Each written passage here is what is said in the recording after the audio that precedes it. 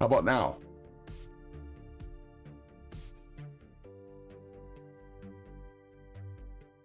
Here I am. Welcome to the nest.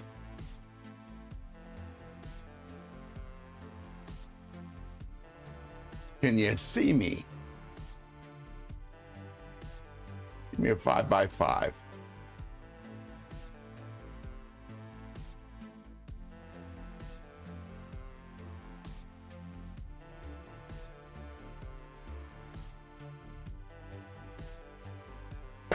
Nice. Stacy Bolsterblades, Lance Foley, Henry G. Welcome to the nest. I hope did the live stream go well? I'm sorry I missed the last half. It should be good now, right? Okay. Let's see. Kelly's Mishmash, Henry G. Already said hi to everybody. I'm glad you could make it. I was for some reason, in my rush to set up the vertical, I didn't change one of the settings, and it wouldn't let me change it while I was live. And as soon as I went from live to not live, it wouldn't let me get back on the same stream, unfortunately. Welcome to the nest. So, did anybody's pockets change?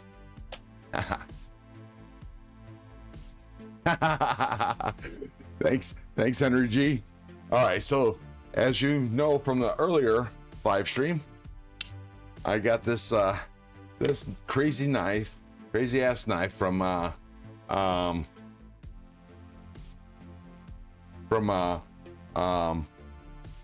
Big Red EDC.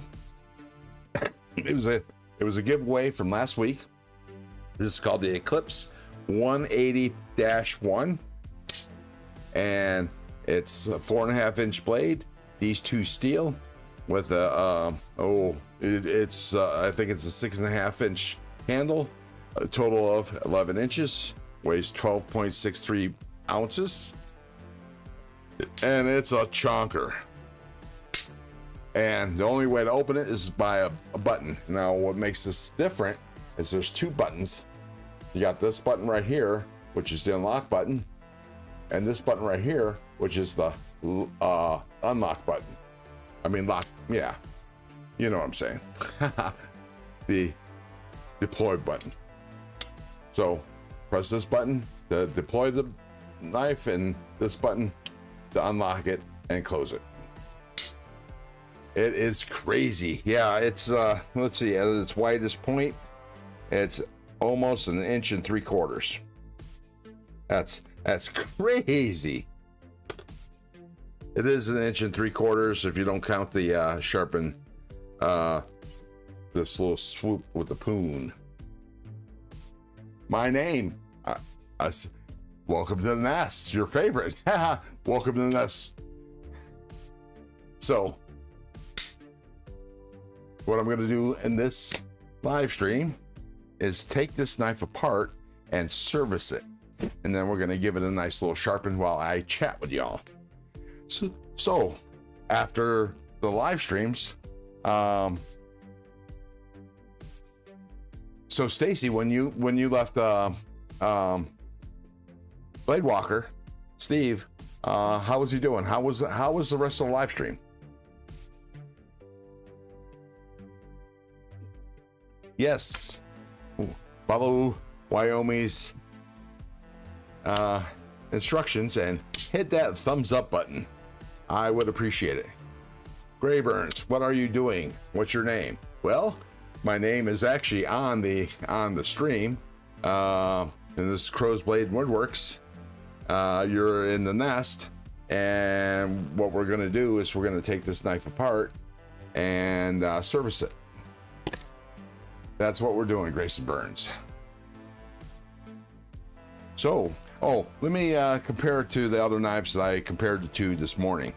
So this is the Concept Bison. Let me get this fully in the screen. Let me use this and back this up a little bit. There we go. So now, nice. Have a new subscriber. Was that too loud? I couldn't hear it. He did real well today. He was not as bad off as he has been in the past. So yeah, he looked good. The first half, at least the first hour that I watched, he looked really good. Yeah, the bison is nice. I like the bison. And then, of course, here is the Civivi Buster FG. Hang on a second. I need to do something here. Do this.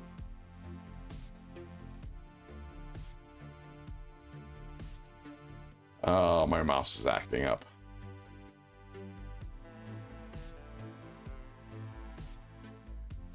And let me do this.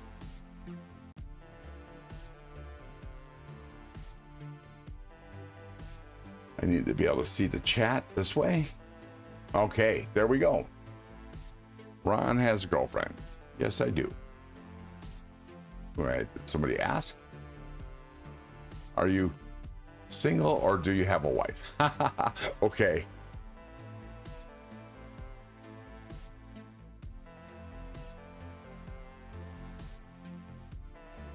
How was my day? My day was really good. Your favorite? I had a 2.5 hour live stream earlier, and of course now we're doing this one.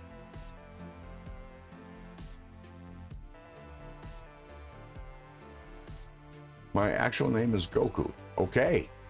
Well, welcome, Goku. Todd Carr, welcome to the nest.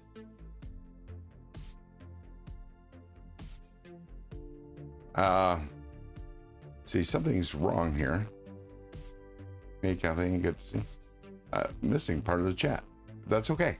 Henry G, definitely was a great thing seeing Blade Walker. So happy and great of you, Stacy, to be there to help him out with everything. Yes, yes, Stacy, that was fantastic. Okay, I don't know what that means, Grayson Burns. I'm from Vietnam. Boo wrong. Well, welcome, Vietnam. I'm from Nevada, United States. Anthony, what's the bottom knife? The bottom knife is the Civivi Buster FG. And this is here for size comparison. So I'm going to move this up, and I'm going to add a third knife. And this is the Ned Foss Beast. So you can see the Eclipse is by far my largest knife. But yeah, the Buster FG, and then the Ned Foss the Ned Foss Beast, and then the Kansep Bison. So I'm gonna pull off a couple of these knives.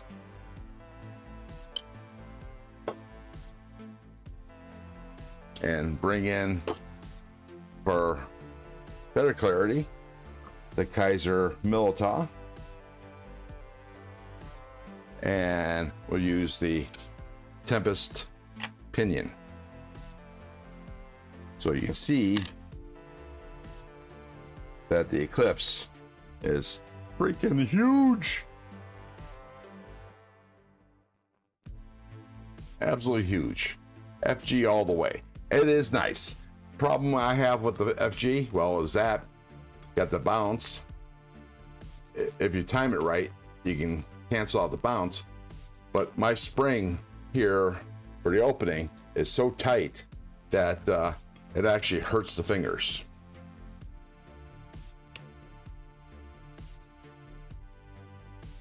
Is it nighttime at your house? Because it's nighttime at my hotel. Yes, it's night. It is 10:23 p.m.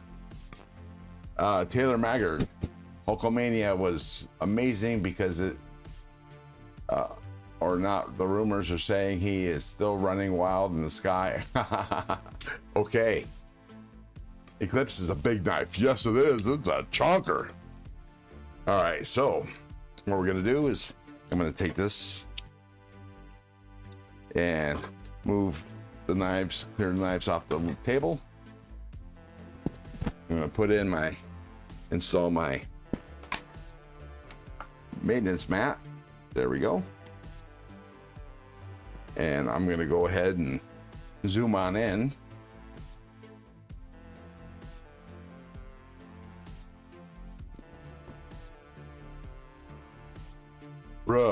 Bruh. Haha. Hello all, I'll be listening for a bit, but may doze off. Well, in that case, Kathleen, have sweet dreams. If you do doze off. Paul Mills, haha, welcome to the nest. What's in your pockets? What are you carrying? Hey, now everybody should know what they had for dinner. Goofy. Nice. Louie, welcome to the nest. Cheers. All right, so we're gonna see what makes this thing tick. I'm not sure how the locking mechanism works. I was trying to figure it out, but from the outside looking in, Paul Mills carrying Medford 187 and a bug out today. Nice. William Hornbustle, welcome to the nest again, or welcome back to the nest. Howdy, Ron. What do you do? What would you do with that? Well, I just play with it. I'm not a heavy user of knives. I just love knives, and flicking this beast back and forth is cool. T-bone with a salad and corn. Jesus Christ, Alex. Man, you're making me jealous. Crazy Roach, welcome to the nest. Hash on Kusher, that's not a knife. This is a knife. Yes, sir. Do a flip. I'm sorry. Brown Sugar, welcome back to the nest.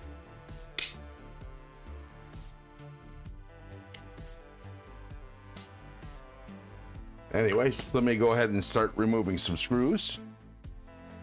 Oh, let me turn on some light. There we go. Looks like I got a hell of a lot of screws to remove. And they look like T6s.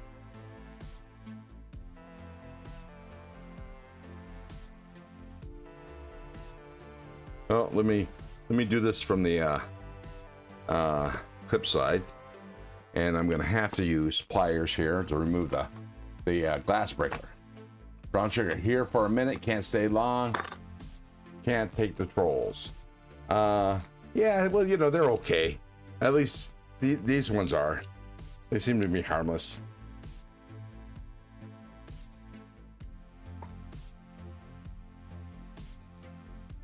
Sorry, it's harder on my phone. What's harder on your phone? Remove the clip, and the glass breaker is the only thing that holds the clip in. Okay, now I'm gonna.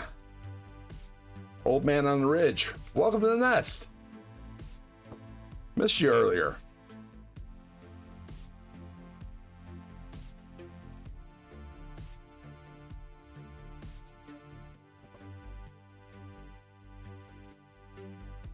Let's see, I need to expand this. Hang on, I need to expand the chat. There we go. I was being clipped. Your favorite. I'm back. I had to leave. Hi. Now catch your live. I missed the one earlier. Hey Douglas, welcome to the nest. Alex Gerber, Garlic Gen 3 is on sale for $82.49. That is the one you have. No, I have a TS Prof, but I heard the Zarlik is a good sharpener.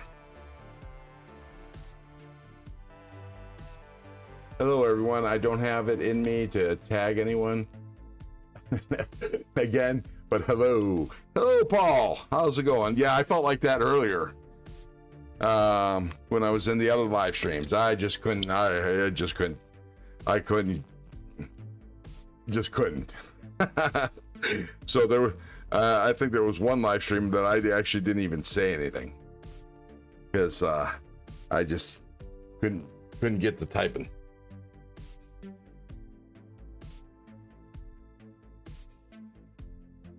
All right, so that's 3 screws. Wow, there's a lot of screws.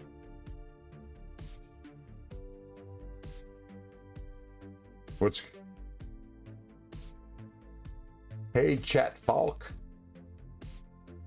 Dog one, welcome to the nest. What's in your pockets? What are you carrying?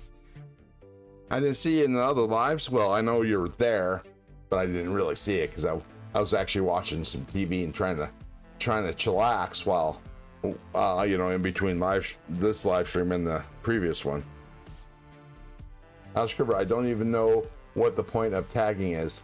I just accept that people like to do it for some reason. Well, it's to say hi to people. It's a way to greet people. I was oh, that's no good.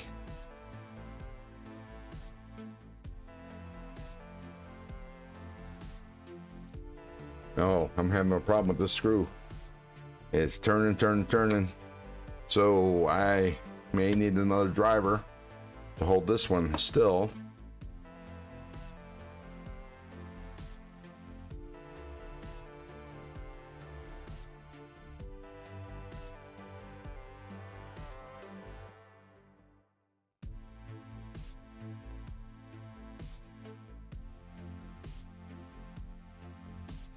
Oh, bother. Oh, yeah, that's nice. The wrong screw came off. But I guess that's okay. Yeah, let's go ahead and try and do this. Okay, Neil McKenzie, welcome to us. CJRB Acacia Gerber US1, Tiny Sog on a keyring, Balamov Mini Light, and 37W M7P Shield 9. That's a mouthful. And those are some buckets. Old Man on the Ridge, it's been a very busy day today for lives. Yes, it has, Kelly. And welcome to the nest. I think I've already greeted you, but welcome again.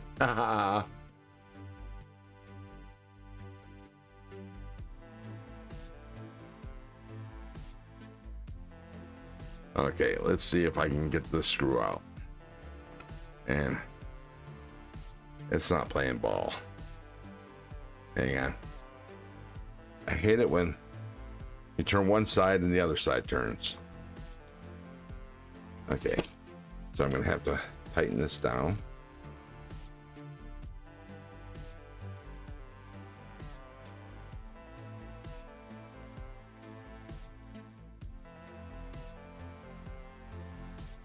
And let's try this again.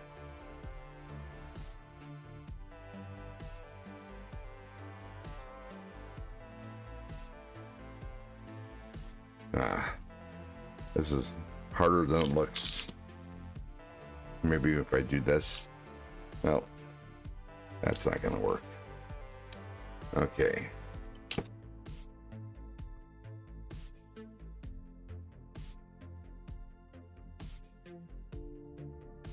Might have to use some pliers. Oh, there we go. Finally. Ta-da! Perseverance pays. Oh, there's some blue Loctite on there. All right, so now the pivot screw is a flat blade, unfortunately. So, luckily, I happen to have one here. Now, they say that they, on the website, you can use this.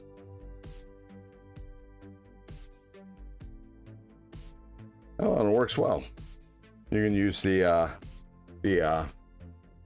pocket clip to unscrew the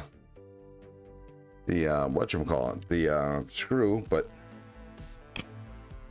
I think I'm going to just go ahead and use a flat blade.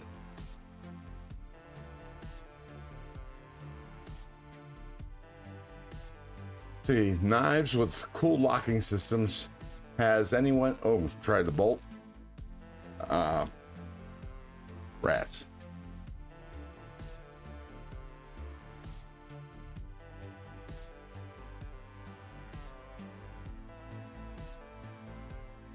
There we go. Has anyone tried the CJRB bolt yet? I'm looking at the titanium version. Oh, it comes in titanium too? Okay.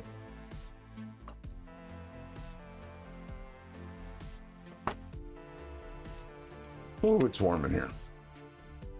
So what do you do? Add heat from the soldering iron to break the if I have to, for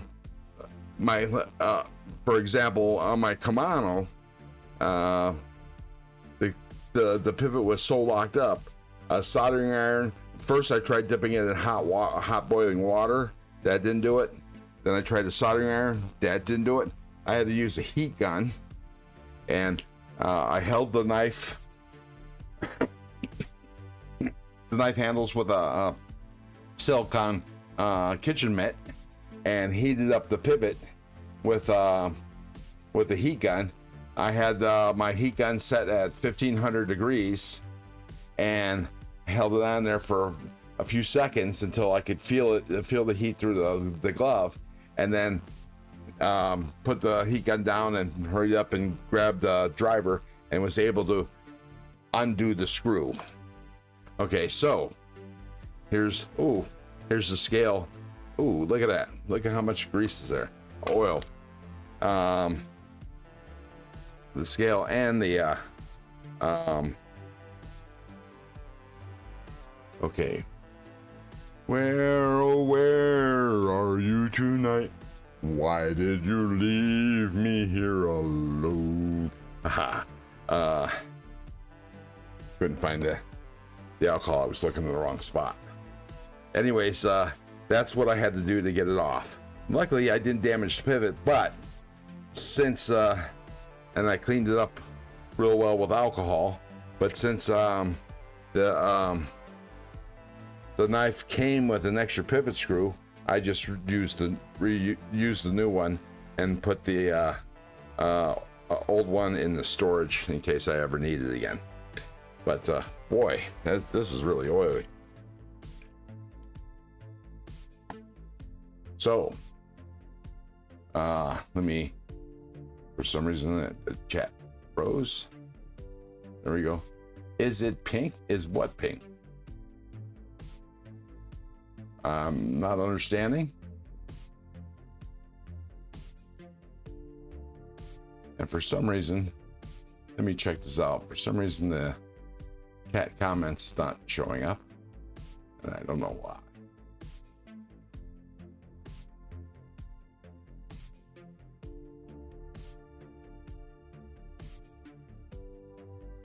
No, not that one. Let me try something.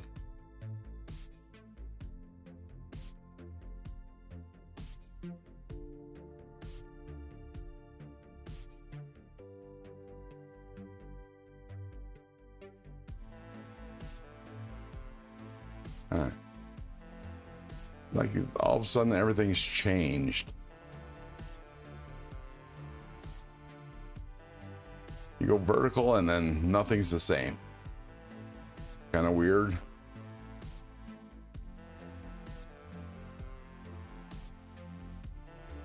Yeah, I'm still here. Welcome, my ironic waffle. Great name. Can you say happy birthday to my friend Nick? Well, happy birthday, Nick.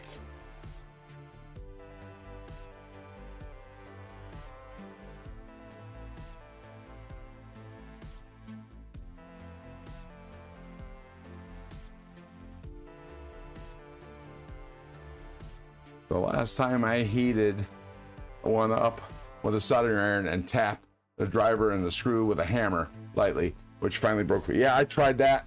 Didn't work. Alex Sherber did not work. Yeah,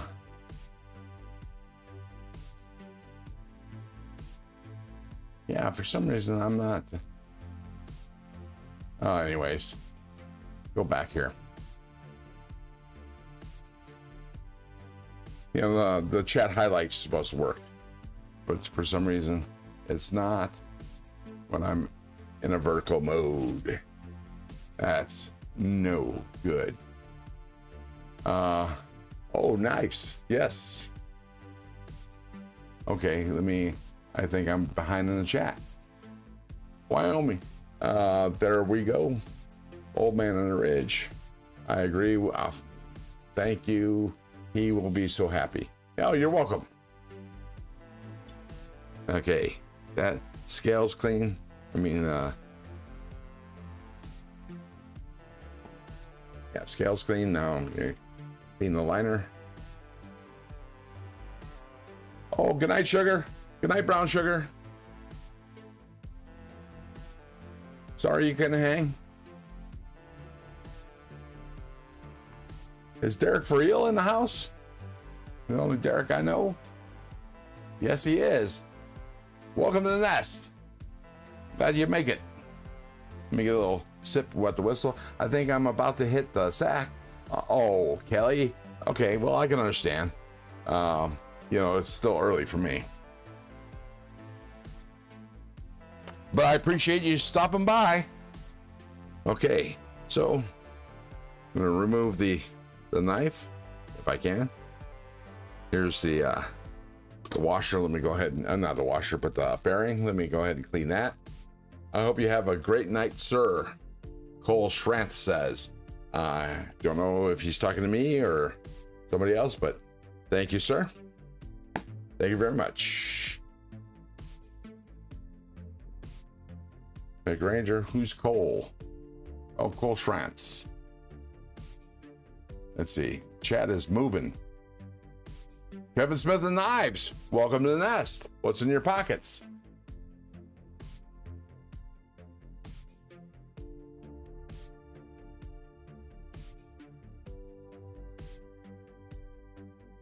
X, I'm gonna hit the sack and then probably get some sleep. I hope one follows the other, but you have a good night. All right. So that bearing is okay. So one has to unlock it to remove it. Oh, look at that. Looky. So it's held on by two T6s, it looks like. Button. Brian White, off to bed. Thanks again.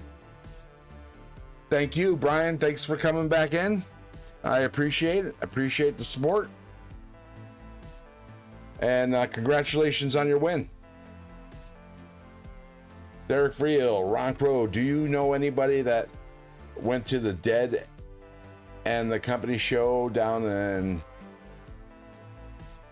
No. Absolutely not. I don't. You know, I live up here in Nevada. And then again, I don't know a whole lot of deadheads. So, unfortunately, no. Dog One Iron.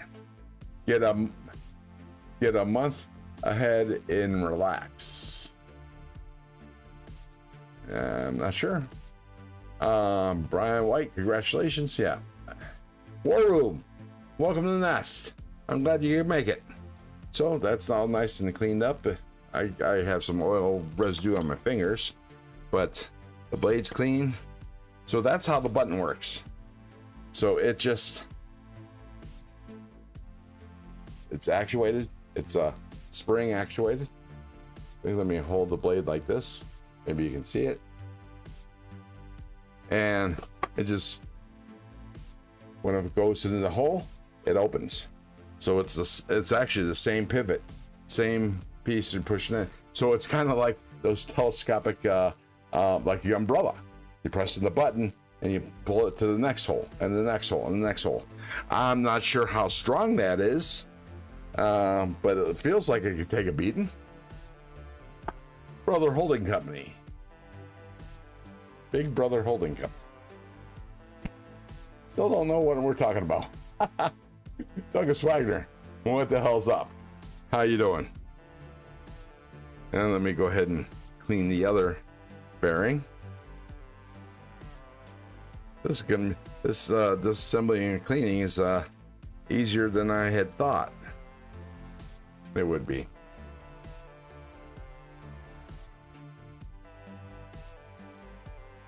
Okay, so everything's clean. That's the pivot screw, or this is the pivot, I should say. Clean this up. Clean this side. I'm sure there's plenty of oil on the other side of the scale and liner, but I'm not going to take that off. Old Man on the Ridge, Buffalo, Springfield, and the Birds. Yeah, I saw parts of the groups at a Monterey Music Festival some years ago. That was kind of cool, except for the cheating wife.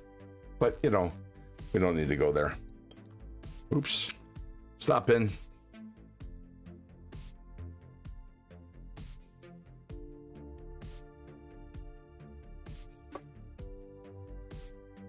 It's actually, you know, if you, Wyoming, it's not as intimidating as it would seem. I wouldn't start off with a what you would call it, with an axis lock or crossbar lock, or maybe not even a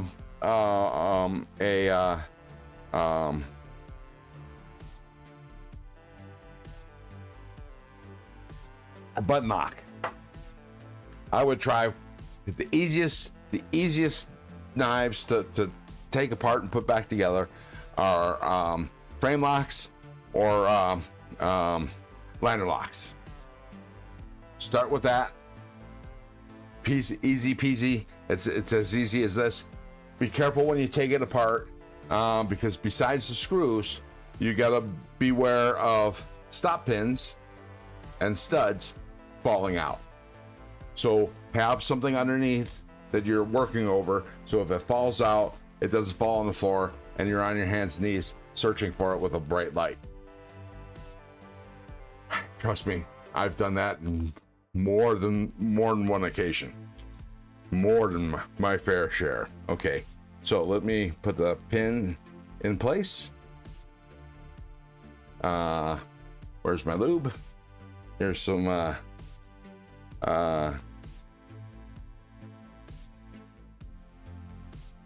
slick them all. So I'm gonna go ahead and just put some on my finger. Take the bearing. Oh, first I'm gonna do this to slick them all on both sides of my fingers, both fingers.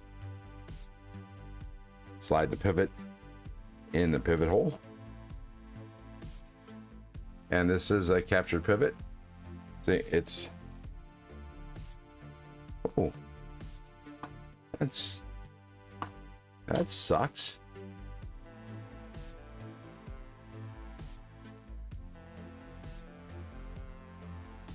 Oh, okay, it's still there, I think.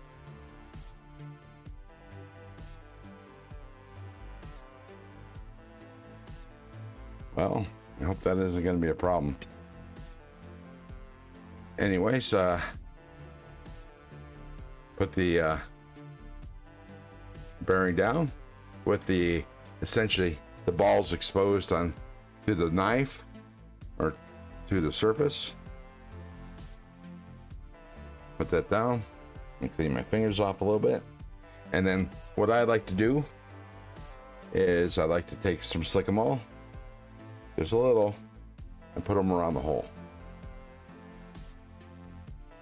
It's a light coating, and a little bit in the pivot hole, and around the just around the hole.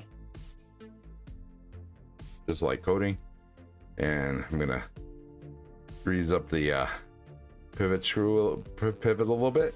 There we go. All right, put the knife in.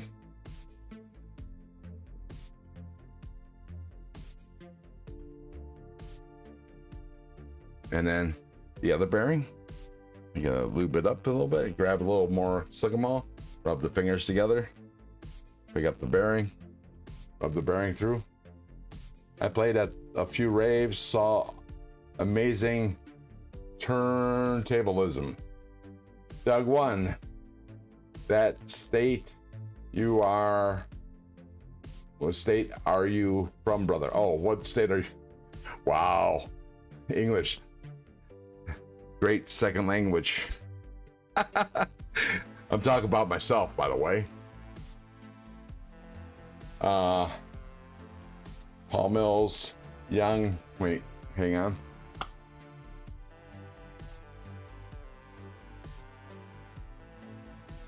Young man with an old soul. I played at a few oh, gotcha. Yeah, not my kind of music. Ron Crow. So what you drinking on this evening, sir? Same thing I drank earlier in the other live streams is Bullet bourbon. I have rum, I have vodka. I don't have any gin to save my life, and this is the only whiskey I have. It's the only thing I can really stomach straight. Oh, I do have wine. I have tons of wine. Maybe next live stream I'll drink a glass of wine. Let me see. Oh yeah, good. Whew. I got a washer on there. I was a little worried about that.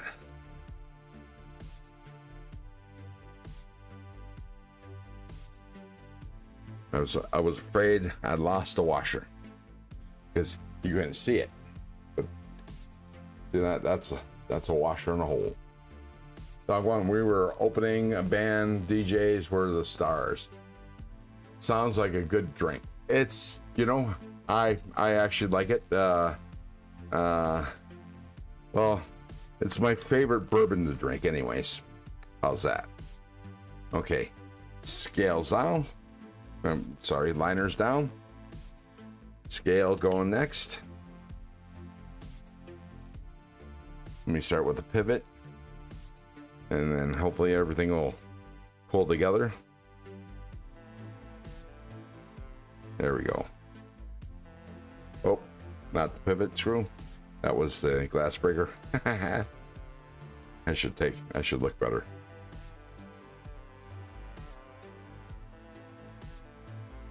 Well, I'll tell you, I'm really glad this is a captured pivot, because dealing with a straight edge, a standard screw, that would suck. Trying to hold the other side still, stop from spinning while you're tightening the screw. Yeah, that would have blowed. Okay. Now we do the screws. The screws. Eclipse knife. Yes, the Eclipse 180-1. And the website is Eclipse Knives. This is a $110 knife. D2 steel. I didn't see if there was any in stock, but pretty cool. It's unfortunately, what's weird is this is the only knife they sell. Actually, the only item that they have for sale on their webpage. So makes you wonder how long they're going to be around. What is this? This is Knife Maintenance 101. Welcome to the nest. What's in your pockets? Grab an adult beverage if you're an adult, and enjoy. I'm from Luxembourg. Nice to meet you. Nice to meet you, Mr. Luxembourg. Actually, not too long ago, I was kind of in the neck of, well, over 30 years ago, I was in your neck of the woods. I I was in Europe, anyways. I was in Germany.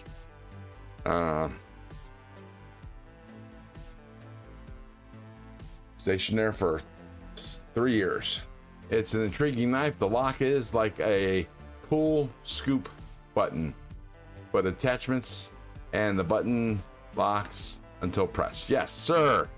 And I don't know what a pull scoop button is, but I likened it to an umbrella button, actuated button.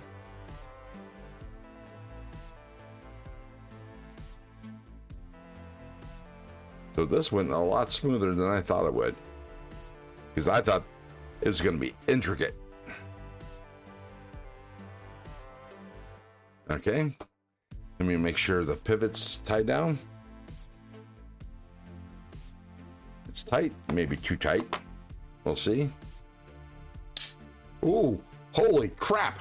Did you see that? Ron, exactly, pretty cool. Holy moly. I didn't expect it to fly out that easy. We can't have knives in my country. Oh, that sucks. Sorry, but that does suck.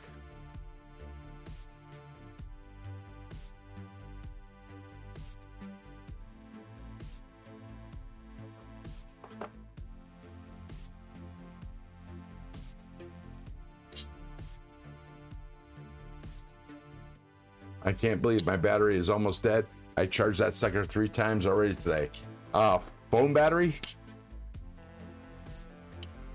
That is precisely the reason why I got a new phone. It is stable, no blade play. Well, no. Holy crap. I didn't have blade play before, but I do now. So let's see what's happening. Kind of feels funny too. The lock.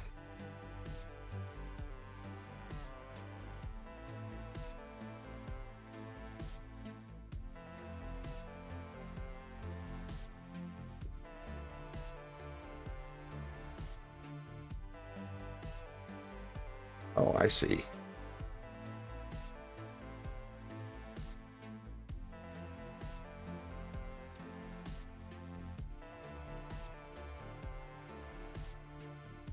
I got a little button stick.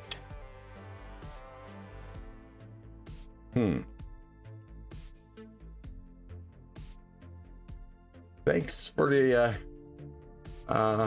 is it stable? No blade play? Thank you, dog one.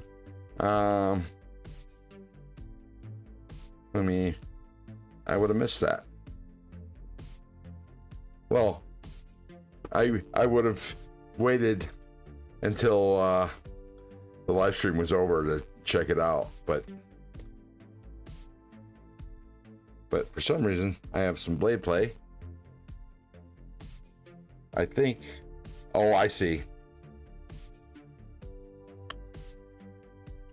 I'm gonna have to take that apart. It appears the stop pin is not in place properly because it looks like it's kind of crooked. I thought that was going a little too easily. Here's the website for the Eclipse knife company.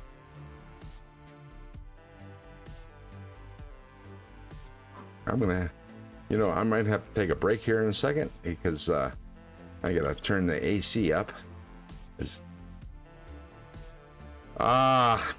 That does me no good in this room.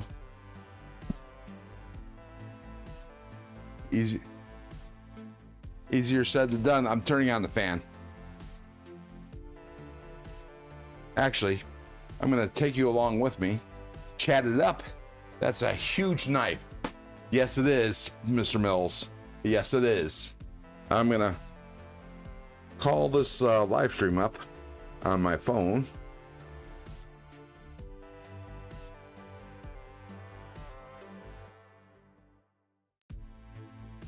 And we'll take a break together.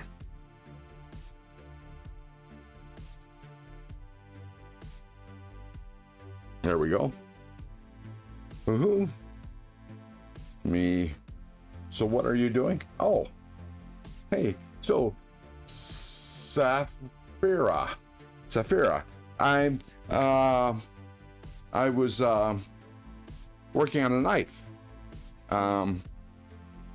Taking it apart, cleaning it, relubing it. Ran into an issue, but it's a little warm in my office, so I'm gonna cool off for a minute. Take care of a little habit of mine, and then we'll continue. Dog one, have a nice knife community. Oh, we have a nice knife community. Awesome level. So, Safira, where are you from?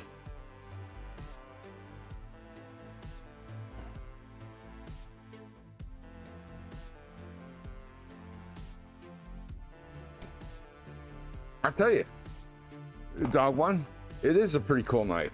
You know, I was actually, when I saw that I won that knife, and I saw the difficulties that JB Big Red was having with deploying the knife, I thought, well, if I can't get this servicing it, get it to work right, then I might have to let it go. But as soon as I pulled that knife out, it worked fine. It's just, it does take some thumb strength to push in the button. I tried pushing in the button to actuate it with my index finger, and I couldn't get enough strength to push it down. So I had to use the actual tip of my thumb and then push it down that way. It's not hard, but you have to get the right angle. Ron is from Arizona.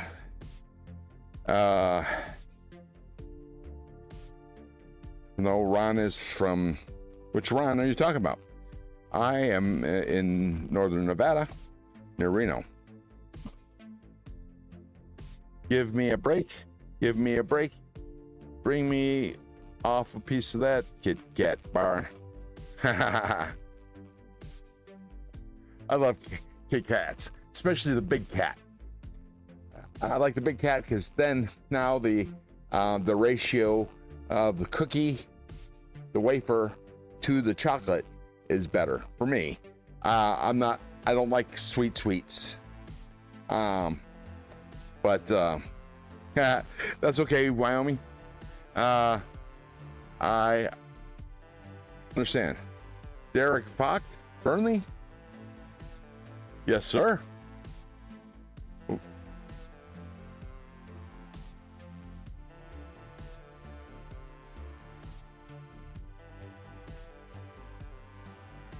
Dog one says, Wyoming, I've met great folks around the knife community, welcoming and fun, friendly, helpful, exemplary behavior.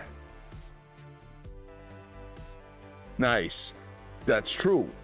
But there are some assholes. I'm just saying. There are some assholes. Luckily, they're few and far between. Pardon my French. Yeah, the white chocolate though, it's a little sweet for me.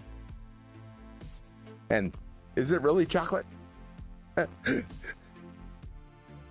I do like white chocolate. I like, my favorite cookie is a cookie with white chocolate and macadamia nuts.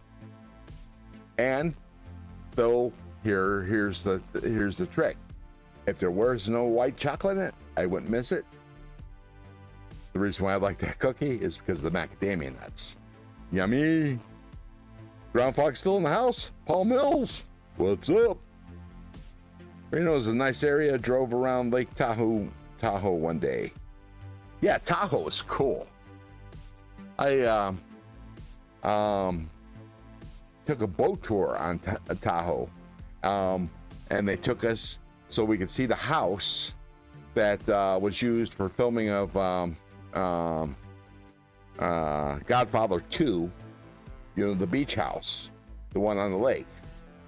Lake Tahoe is the lake where it was a son, the older brother was off in the boat. It was a fascinating tour. And then when we took the boat ride to the other side of the lake, where there was a little snack bar that I had some crab cakes, and I was eating some crab cakes and a beer, drinking a beer, and listening to the Doobie Brothers live. They were doing sound checks. I guess they were playing at a private party at an estate on the lake. That was kind of cool. Neil McKenzie, subsequent Neil, yeah, as it were. Japan has 300 Kit Kat flavors. Seriously? Why?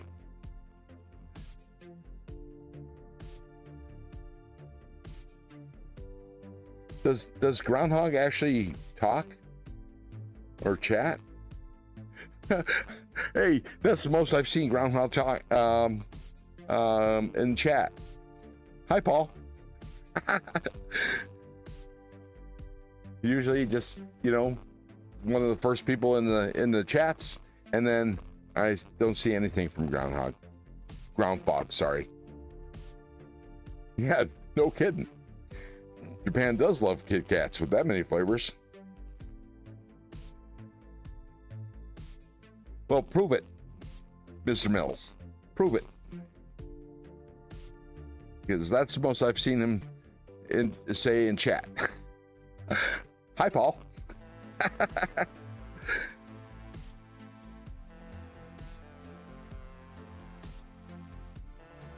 All right, let's get back to business.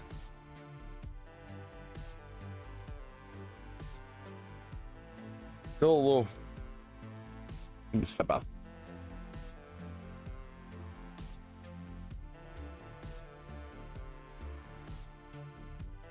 At this time of night, I tried a strawberry Kit Kat once. Was it any good, Wyoming? Neil, I've noticed that they are very experimental with sweet snacks. Been a country forever. Think we missed something there, but okay.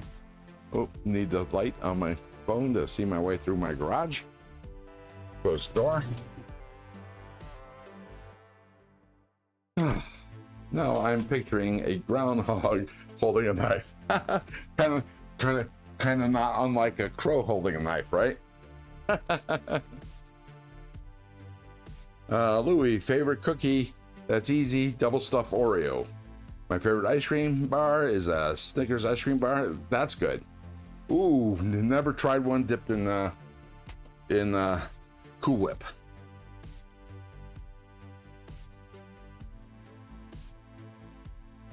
Ron, do you like Knipex pliers? That's what I have.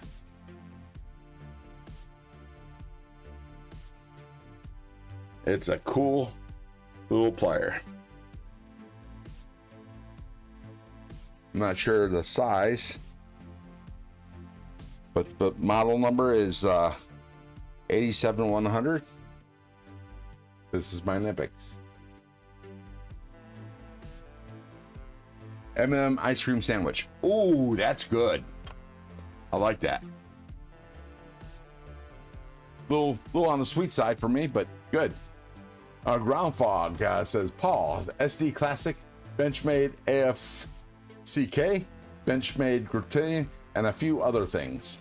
Like a Pew Pew or two. Snicker ice cream is stellar. Now I want one.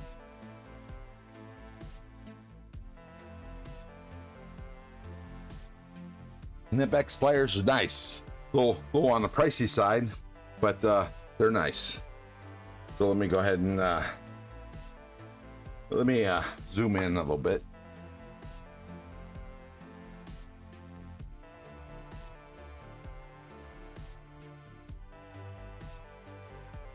So you can see what I'm seeing. Me too, dog one. Yeah. Snickers ice cream sandwiches or ice cream bars are good. But I like the Haagen-Dazs coffee almond bar. I haven't had one of those in years. But I generally trend towards Haagen-Dazs strawberry ice cream.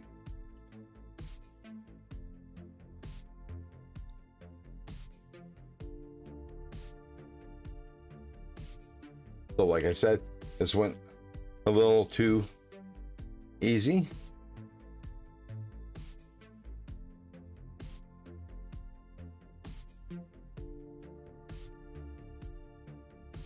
Never tried a Snickers ice cream bar. Gonna have one, have to now.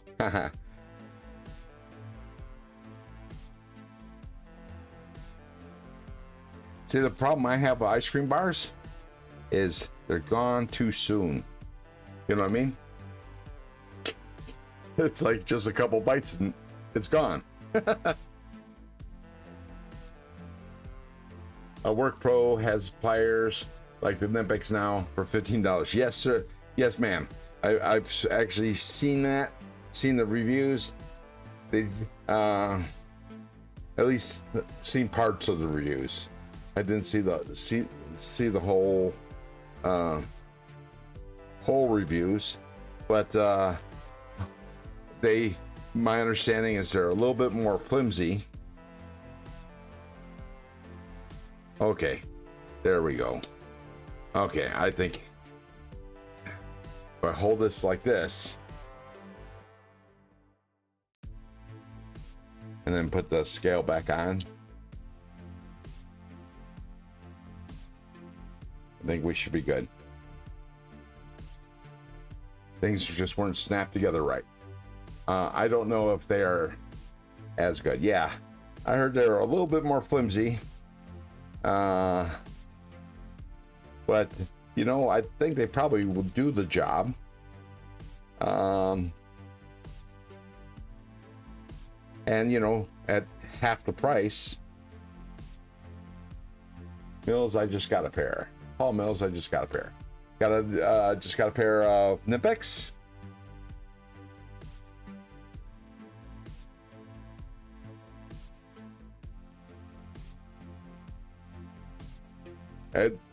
Sorry, it's actually pronounced Knipex, by the way. Just saying. Oh, I see. So I gotta leave the pivot screw loose. So I get the other screws aligned.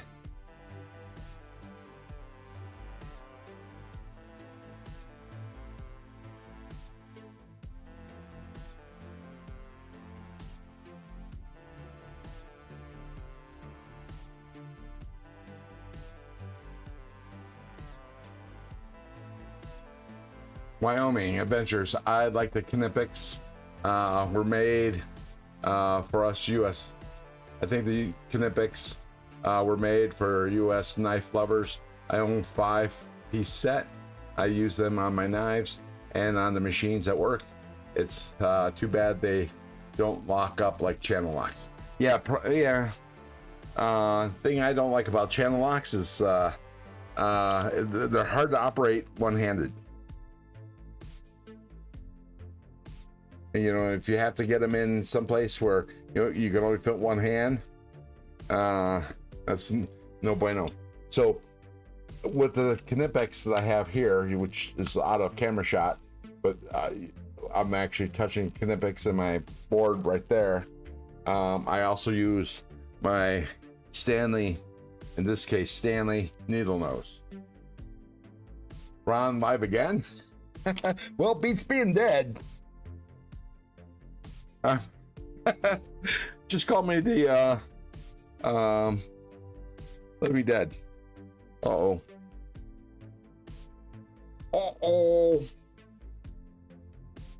Chongo, I'm missing some screws. I need 1, 2, 3. I only have one left. What the hell?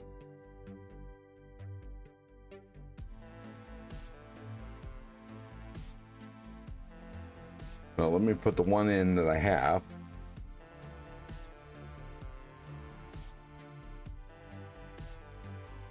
Tighten these 3 up. They appear to be missing 2.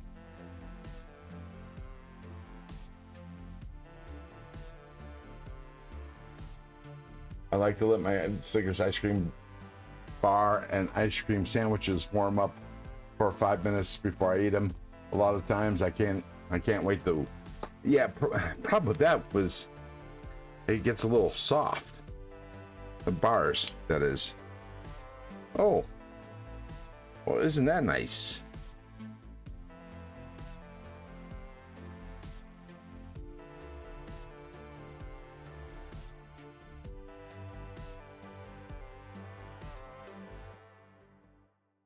Oh, there's one of the screws. Oh, here they are. They're the problem with having magnetic tools and ferrous screws is they stick to the tools. I find medical forceps very handy for EDC stuff and fishing. Yes, Wyoming. And you know what? Until recently, I had a pair of forceps. They were bent nose, curved, perfect. I've had them for damn near, well, crap.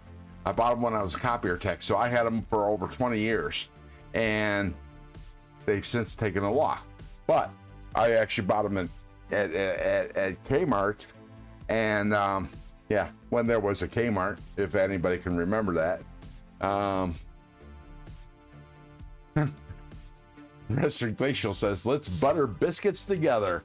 Nice.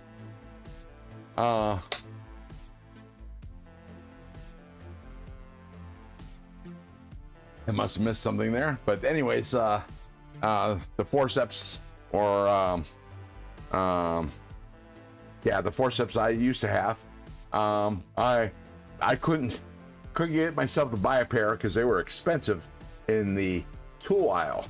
But I was looking at fishing equipment, and lo and behold, there was a pair of forceps the exact size I needed for like 1/10 the price in fishing equipment. And it was the exact same forceps that you get in the tool aisle for way more expensive.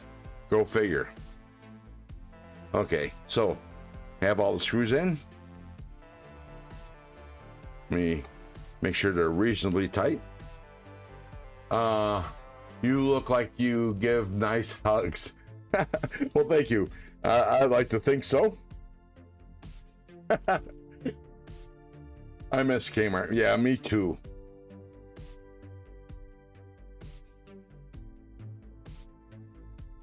Do you remember when they had the blue light specials? Too tight. Too tight. Oh.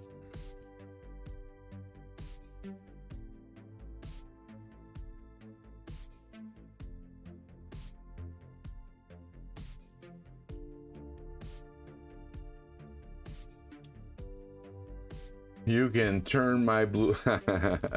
Nice. Okay.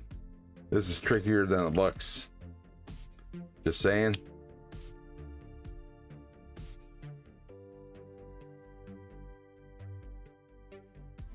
Having the dual buttons. Okay, that's a little sticky, but that worked good. Okay. It's just a position thing. And it's locked up tight. No blade play. Oh, okay. Until it clicks in, there's no blade play. So maybe go a little tighter. Let's pivot. Hemostats. That's it. That's it. That's it. Thank you very much, Ground Fog. That was the word I was looking for. Hemostats. Okay, for some reason, I think the alignment's off. So I'm going to loosen up all the screws a little bit. Every single one of them.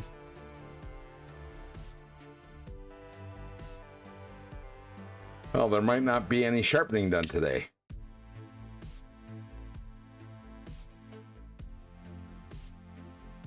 Time is it? I didn't think I'd have all this energy, but I did have a 5-hour energy drink. Okay, button works good. Button works good. It does a lock. I got some blade play, but that's expected. But Okay, I'm going to leave it in the lock position open and then try tightening down some screws. See what happens.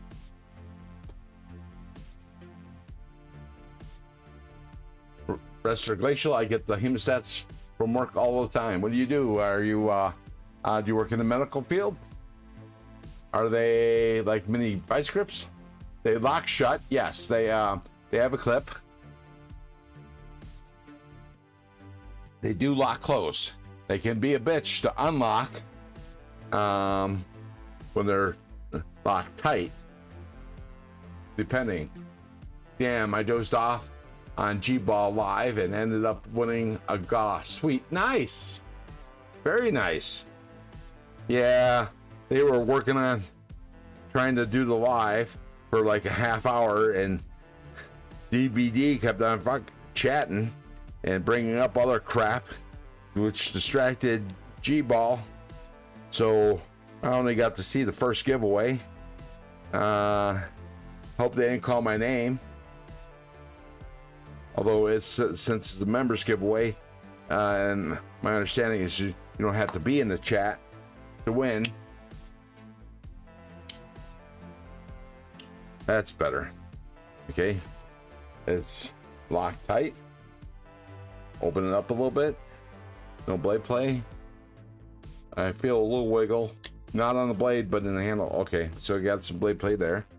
So we're gonna tighten it up a little bit in the lock position.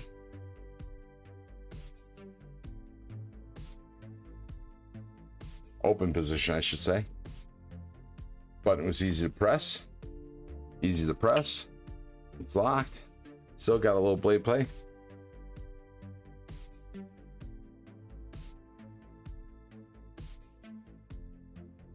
So I'm just easing, partially turning each screw just a little bit, and then not totally locked down, but we're almost there.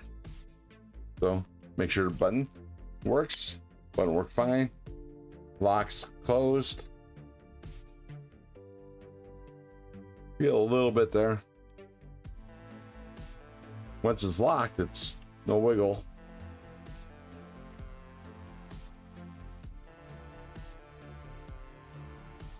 I feel some flex, but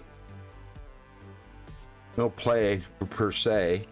But I think I can go a little tighter and a little tighter. Rolf Robertson in the house. Welcome to the nest. What's in your pockets? Are you carrying the same thing you were carrying before? Oh, do you want a clairvoyant?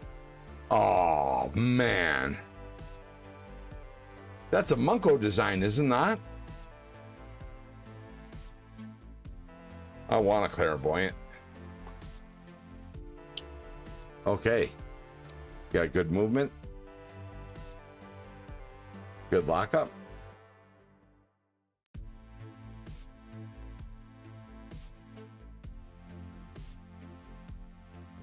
Little blade play.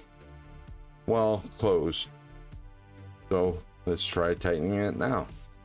See what happens.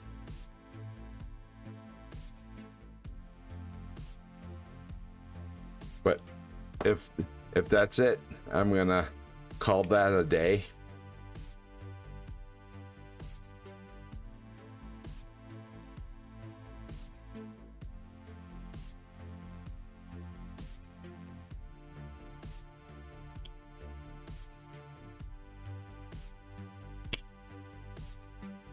Got a little button stick on the unlocking button, but and a little wiggle there. Maybe screws are loose on the other side.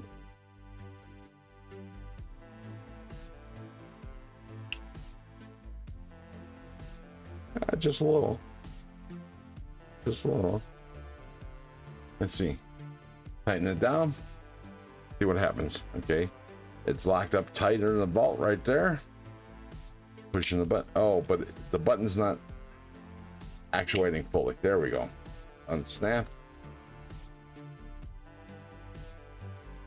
No blade play, no blade play, no blade play. A little hard to push in the button. I'll have to work on that. Anyways, we're gonna call that good for now. Let me put the clip on.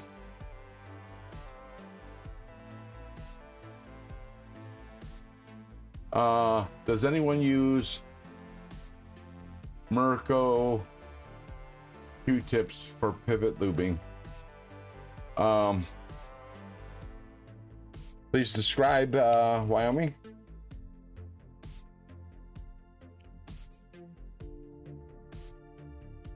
What's Mirko Q-tip? Important thing is that it doesn't leave any, you know, you don't get little hairies off of it like you do on regular Q-tips, or can on regular Q-tips. Medical Q-tips are good with the wooden sticks because they tend to hang on to the hairs, but these little microfiber ones. Oh, I gotcha. Just misspelled. Gotcha. Understood. These little micro ones here, they're perfect. I don't know about the brand.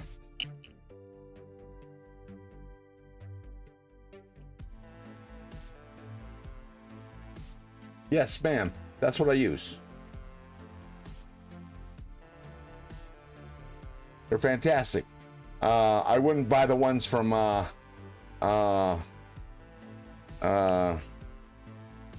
KPL though. Those are expensive. I bought like 1,000 of them for the same price you can buy 10 of those. And like I mentioned on the earlier live stream, I don't know if you were in at the time or was listening, like people do on live streams. This one here, you see I got some lube on it. No, you don't. And you can't see because it's not focusing. But there's lube on this. What I do is I just wipe it off gently. Spray with a little alcohol. Since it's only going to be used for lube in the future, it's not like I'm going to eat with it. We're good to go. Voila, blah, blah. Sharpening a putzing around with knives is Zen exercise. And it can be very frustrating too. Dog one. Everyone, I'll see everyone tomorrow. Have a great night. Yep, I'll see you in TK Live.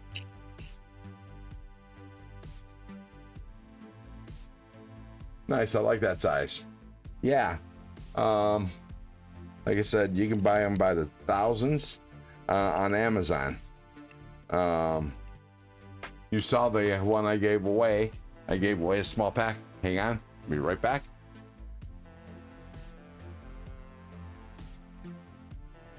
See, they come in mine came in all these colors. And you got like 250, 500 each, I don't know. But I made up a whole bunch of these packs. I bought it by the dozen. If you want, well, I mean, I can send you a pack and you can take a look at it and check it out. Normally I just include those with knife maintenance kits, but I got tons. Just DM me your address and I'll pop some over. And I'll send you some stickers too. How's that?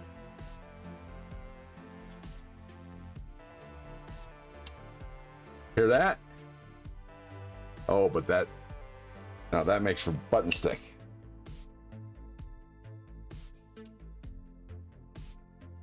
Yeah, I'm gonna have to work that out. It's just an alignment thing. But let's move on. I'm so close. So close. Dog one. Hope to see you again. Yeah, he's in a lot of the live streams. Especially bees. I see him in bees a lot. Night, dog one. Hope to see. Oh, okay. Sorry, I read that again. Night. Good chat. Night, dog one. Like, subscribe, and comment, please. You have a good night. So, I may not be able to finish it tonight. Might have to finish it tomorrow offline, but I'm going to start sharpening. So, pull my work mat off, pull my spacer disc off,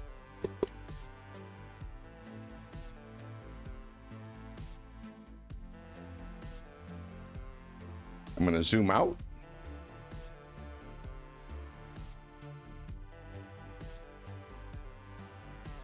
Yeah, it kind of looks like a toilet lid, doesn't it? Like that. There we go.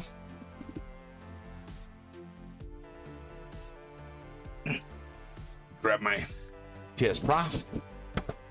Hey, Goku. Welcome back to the nest. Put my TS Prof in place.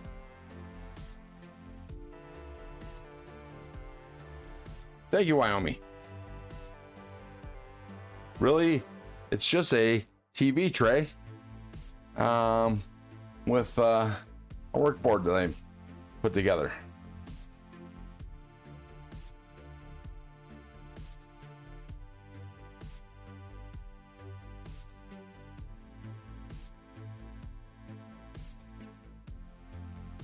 Okay.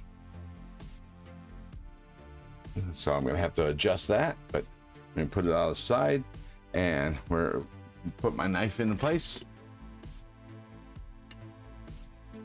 Grayson Burns, I am at hotel chilling and watching from bed. Nice. Let me grab the right wrench. Too small.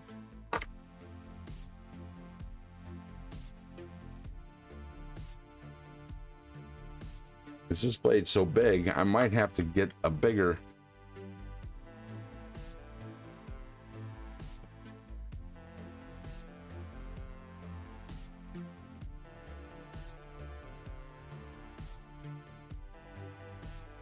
Oh,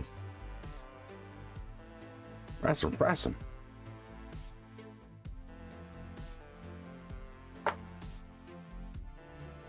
Gonna go let's see today.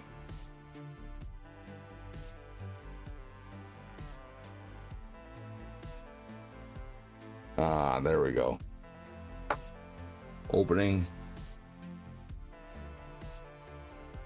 Yeah, because this is so big, I might have to add some supports. We'll see.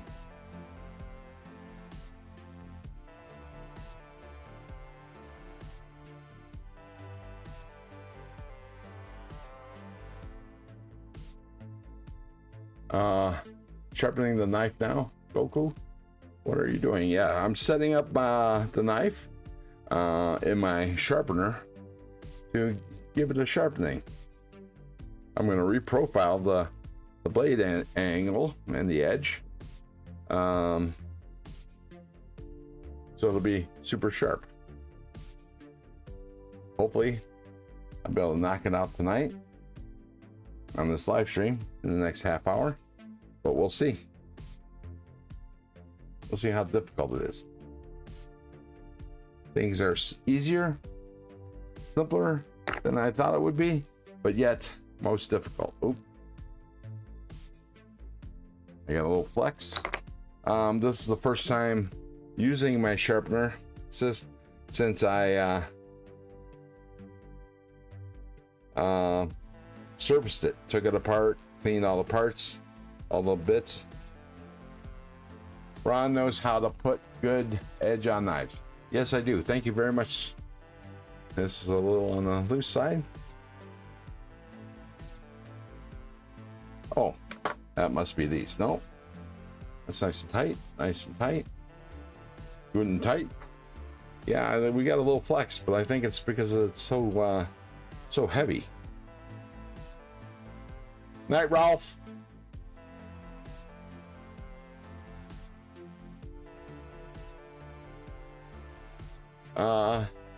Say goodnight to Barbie for me. I see. I have some screws loose. There we. Oh, there's the flex. It's all gone. Nice.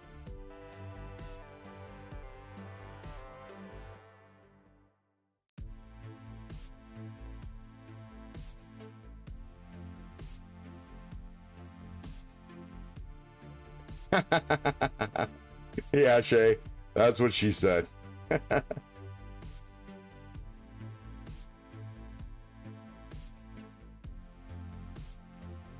I checked the weather and it's gonna rain. Well, you know, most of the rain's this season. Hey, Ron Dobbins. Welcome to the nest. Welcome back to the nest, I should say. Oh, that's nice. Guten tight. Guten tight. There's a little flex here. Yeah, well, I won't worry about the handle because I still got to work on that.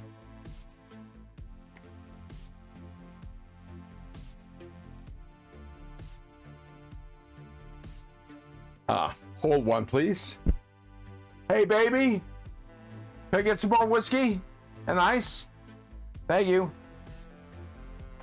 Had to ring the bartender. Barkeep. Goku, we have been getting rain every night here. Very unusual for us in Wyoming. Yeah, I can imagine.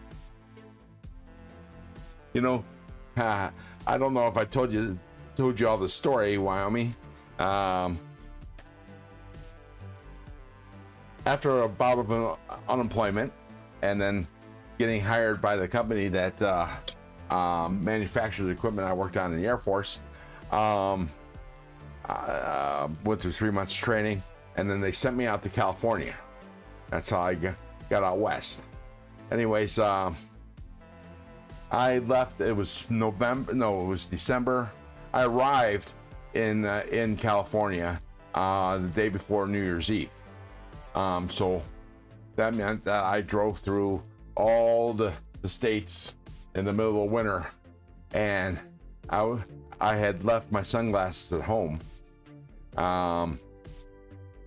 And I made it all the way to Wyoming. And as I was driving through Wyoming, you know, big, wide open spaces with all that snow and the sun beating down and reflecting, almost had snow blindness. I had to stop at a Travel America and buy me a cheap pair of sunglasses because I couldn't see. All right, so let's do this. Let's put a stone on here. Let me adjust this. I gotta adjust the stop. We want to stop right about there. There we go. And adjust this side. To stop about there. Oop. Stop about there.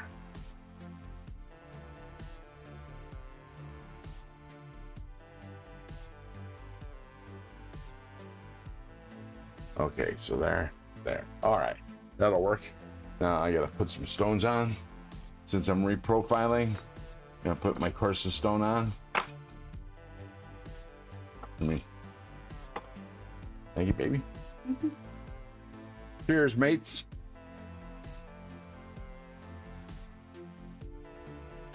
I missed something. Oh yeah, Wyoming is known for open spaces. Yeah, especially along 90. I think it's the freeway I was on, or the highway. Hope you all are having a great night and a great weekend. Ron, if I'm just playing with knives, it's always a great weekend.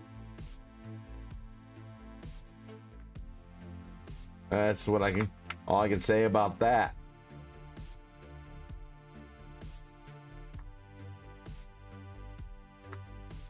Here it is. My Atoma 140. Most aggressive stone I got.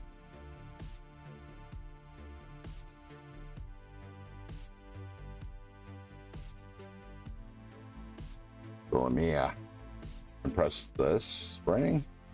Oh, maybe I should back.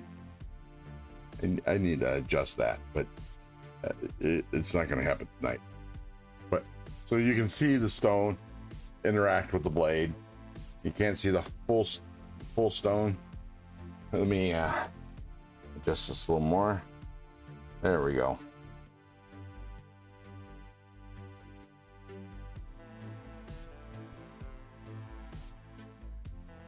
Oh, rats and fratsum. Got a problem. See this plunge grind right here? It's getting in the way.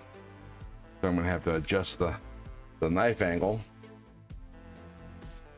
I might have to change holders, but we'll see. So the thing is, I go like this, bring it like that. I should be golden. Just change the angle a little bit. Snow blindness is no joke. No, it's not. Especially if you must see.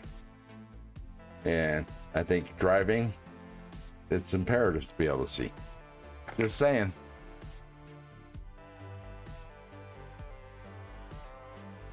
Just uploaded my Tenable Bomber video. I'm still learning how to not ramble so much. Level out is hard. Well, yeah, talk to TKE. He tends to ramble a lot. You know what? It might help you. And now I'm saying this from lack of experience. I don't have any experience doing reviews. I haven't done one yet. The only thing I've been posting is shorts. If you've been checking out my channel, shorts and live streams. I am going to start doing long form reviews. But yeah, it's going to take some time to get used to. But what I plan on doing is I have an outline with the high points of everything I'm going to say, so I know what to go, where to go do next, and so on and so forth. And that way he can help stay on track. Ron he's kind of shy.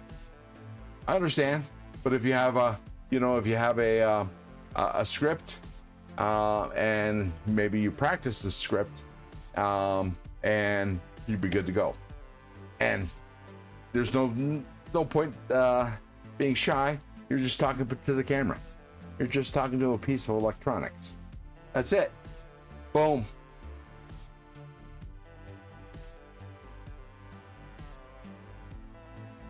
That still might not be enough. I'm gonna have to change the angle a little bit more. Damn it. It's all this talking. Flapping my jaw. Anyone else wants a link dropped? Let me know. He served in the military since 2 weeks after graduation. Who's that? Who dat? Me? I did. Pretty much. I graduated in June. I think somewhere around June 15th of 1980. Served in this Army Special Force. Well, not me. So I guess you're talking about Shay. I'm not sure, but I'm just assuming. Manus Faction. Manus freaking Faction. Welcome to the nest. How you doing? Oh, not you? Then I don't know who he's talking about. Wow. I'm making comments about probably half a conversation then. But he started talking to me, so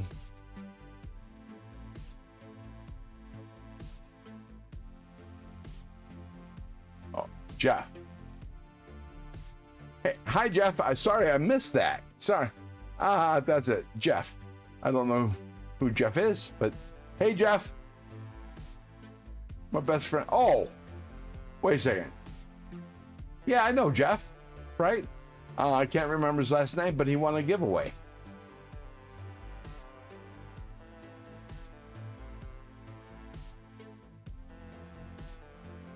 I did say hi, Jeff. You're welcome. Anytime I can be your word monkey. Just kidding. I'm kind of used to being a mouse monkey, meaning if our equipment, I work on offset printing presses, digital offset printing press. When we have computer issues, we have to get a computer expert on. I'm there to move the mouse around. I started working on these machines when they couldn't do things remotely. They had to talk you through doing all kinds of stuff. So you had, back when Windows, it was Windows, I think 3.1, 3.2, maybe 3.6. A 486 processor or a Pentium 1, Pentium 2, been through all that. I don't know if you guys are old enough to know what I'm talking about. Vintage computer equipment. But yeah, I was like a mouse monkey for hours. You sit there on the phone and they're walking you through shit. All right, so we seem to be good to go there. Let me grab a microfiber cloth, a big one. Put this over to the side. I used a computer once. You still. Hey, so Maddie, since you gone all newfangled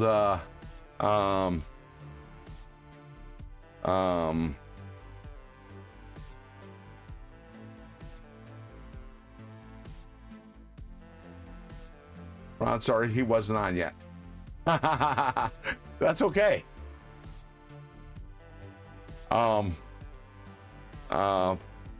Something fiber. Anyways, how has your internet been? Still uses a Commodore. I'm at his. Hey, I used to have a Commodore 64. I had a choice. It was a Trash 80, TRS 80, in case y'all aren't old enough. The Tandy 80. Hey, now he is. I forget his name though. Jeff. Hey, Jeff. How you doing? Salute to you. Welcome to the nest. Hi, the Gaming Shepherd. Gaming Shepherd. Keep on keeping on. All right, so let me check the angles. We're at 13. I want this at 17, I think. We're going to start at 17 and see how I like that, and maybe sharpen it in a week or two. We're at 17. Check this side.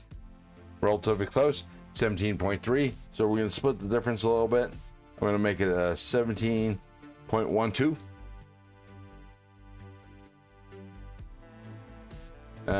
No, let's go the other way. Yeah, 16.9. Let's get on the borderline. Okay, we're on the borderline. 16.89.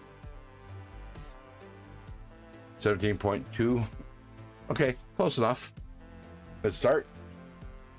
Mick Ranger, my mother looked at me like I was out of my mind when I asked for a computer as a kid. I bet. I can understand that. All right. So, let's try this.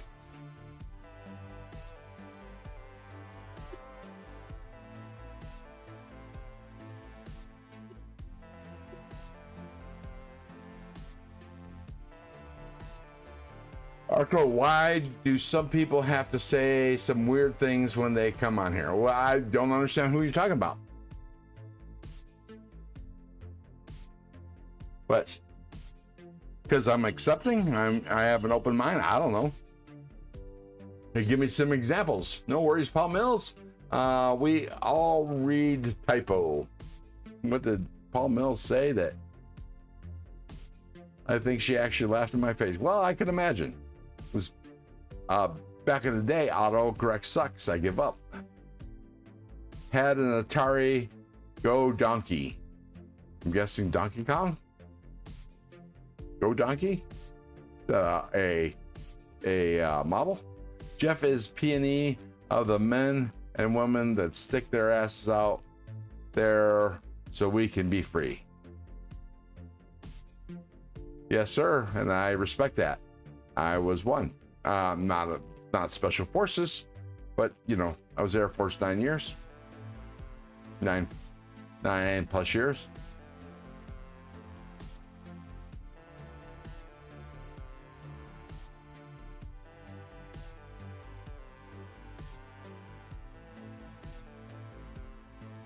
Remember having 2 feet deep monitor. Yeah. Remember how heavy those goddamn things were? Holy crap.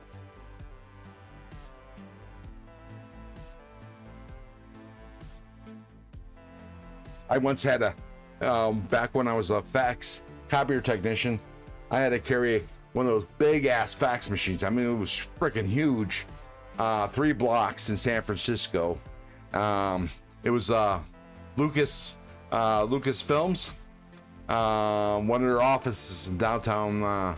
Oh, wait a second. I had it was in downtown San Francisco, but there was no freaking street parking. So I had to park like 3 blocks away, carry this big ass fax. By the time I got to their offices, my arms were about to fall off.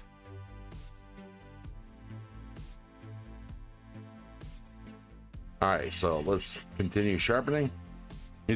So when you're sharpening, notice that I'm going at an angle like this. So as I go in and out, what it's doing is it's putting in teeth at an angle to give it that bite. I'm Jock. How doing, Ron D? Okay. All on his basement HP. Oh, I remember my grandpa in the 90s had some crazy ancestry program before they all became mainstream, and he would working on it all the time. I see. Yeah, well, you know, that was back in the day, you know. We had to do a lot of things manually.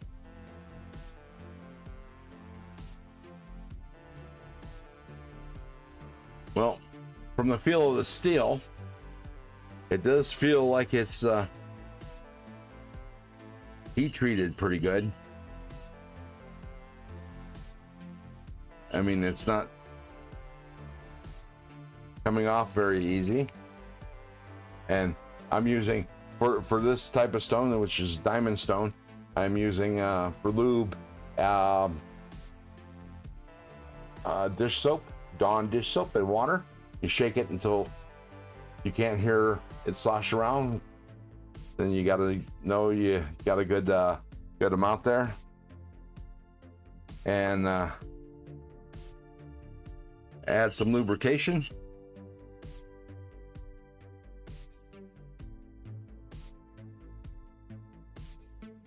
Good on this side. So when you're sharpening knife, especially if you're reprofiling, you can't sharpen until you feel a burr on the other side, because then what's going to happen is your bevels are going to be uneven. You're going to be like this. Your bevels are going to be like this, and that's no good. You want your bevels to be like this. You want your bevels to be even angle on each side, even length. My first computer was the Antikythera mechanism. So you can call up your God Cthulhu satisfaction.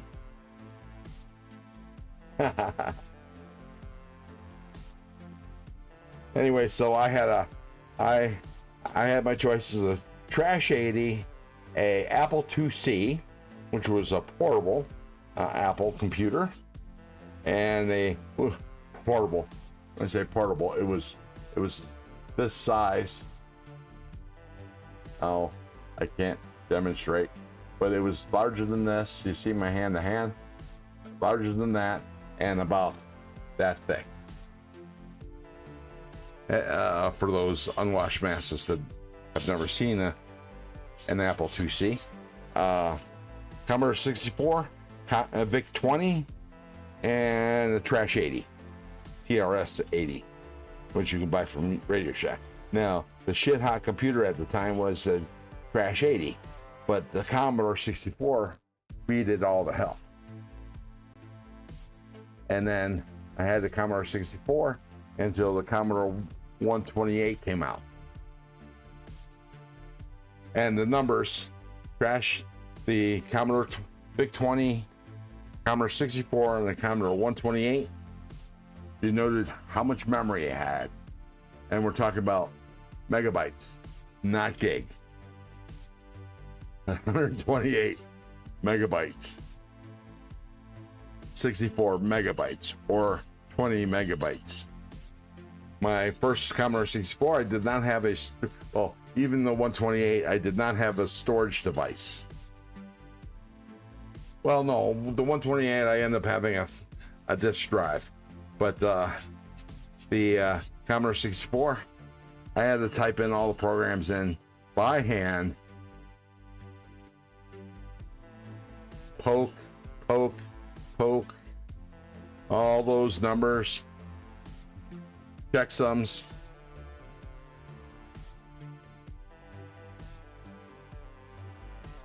Presser, you get a burr from sharpening. Okay, so this is what I'm doing right here. When I take my thumb and run it along the bottom, I'm looking to feel a burr. And it tells me I'm done with that side. Congrats again on 500, Sergio Lucio. Howdy, Ron Crow. Congrats again on 500 subs. Have you ever tried freehand sharpening? I actually started freehand sharpening. Not very good at it. I couldn't hold an angle. I couldn't hold my wrist still. But did I get my knife sharp? Yes, I did. Did they look pretty? No, I didn't. No, they didn't. But I did do freehand on whetstones.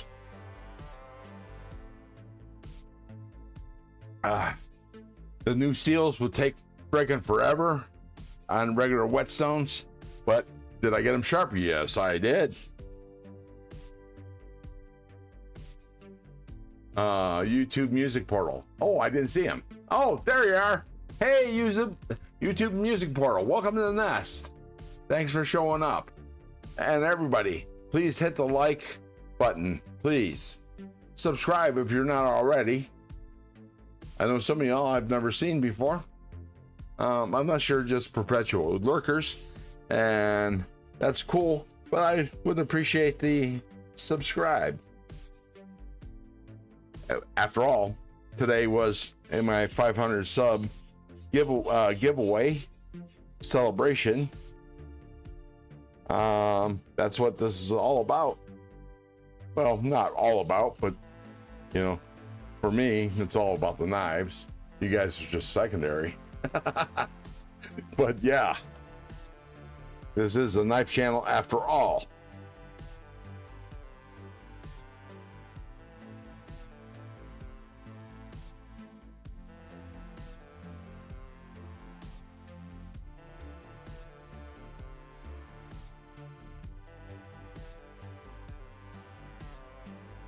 What do you have in it? Shay 5969. What do you have in your arsenal? Oh, wait a second. Shay, you can. Oh, yeah, about to. I was thinking about going live, but I love hanging in the crow's nest. What guitar do you grab? To grab is the question. Yes, I can imagine. Well, no, I can't, because I can't play.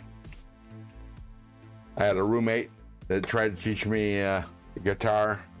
Not a great teacher. I got bored with it because how many times can you do scales? And they wanted me to do the scales perfectly. You hear me? And he had me start on an acoustic guitar, playing scales over and over and over again. And yeah, I got bored with it and stopped.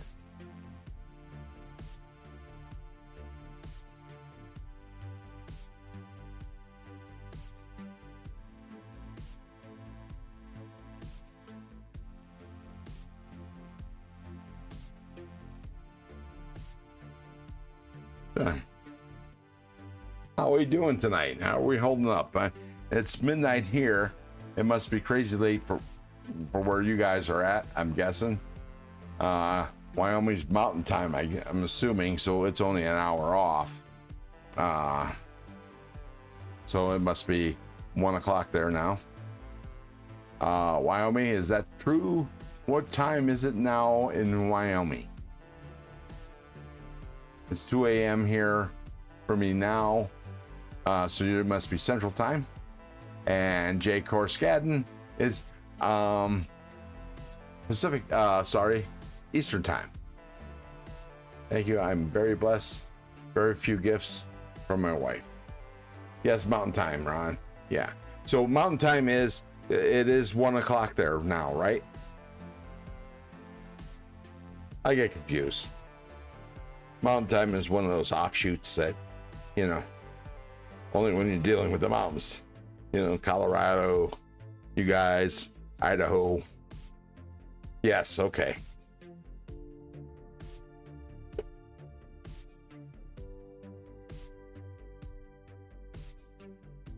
So, Wyoming.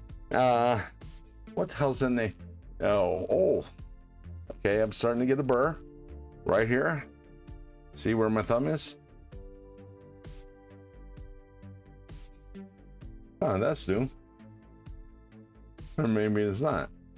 My clock here in the office has an alarm set for midnight.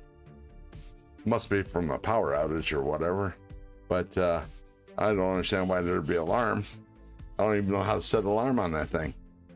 My clock here in the office actually looks like a computer monitor. It's kind of cool.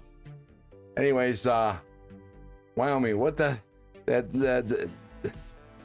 oh, I can never remember the name of the show, but it was a show. I think it was set in Wyoming, but it was actually filmed in Montana, or it could have been vice versa. It was about a sheriff in a small town. Had to deal with the Indians on the res. What's her name? I can't remember her name, but she played Starbuck on the new Battlestar Galactica, and she's also in the new Star Wars shows. Sorry, wrong. My phone died. That was from Derek Rio, by the way. Neil McKenzie, midnight in Arizona, bedtime. My work week starts in a few hours. Ooh, sorry about that, Neil. You have a good night. Longmire, that's it. Love that show. Love that show. I was hoping they'd go another couple seasons. If you haven't seen it, it's a great show. I'm not talking to you, Wyoming. I'm sure you've probably seen it because you know what I'm talking about. But YouTube Music Portal. I've got Mexican Strat, Korean Strat, Mexican Tele, Carvin, Ibanez, Schecter, Epiphone, SG for electronics. Gotcha. You know, what's really frightening is I actually recognize all those words. Katie, yeah. Not sax. Katie. Anyways, yeah.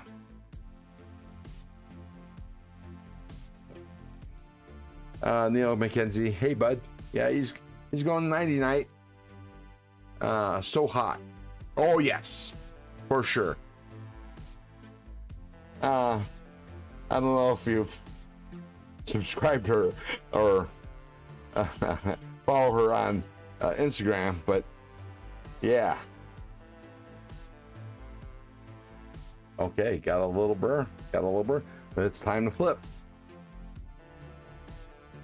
So when I say I'm feeling the burr, here's an example. I'm going to do this on a big knife.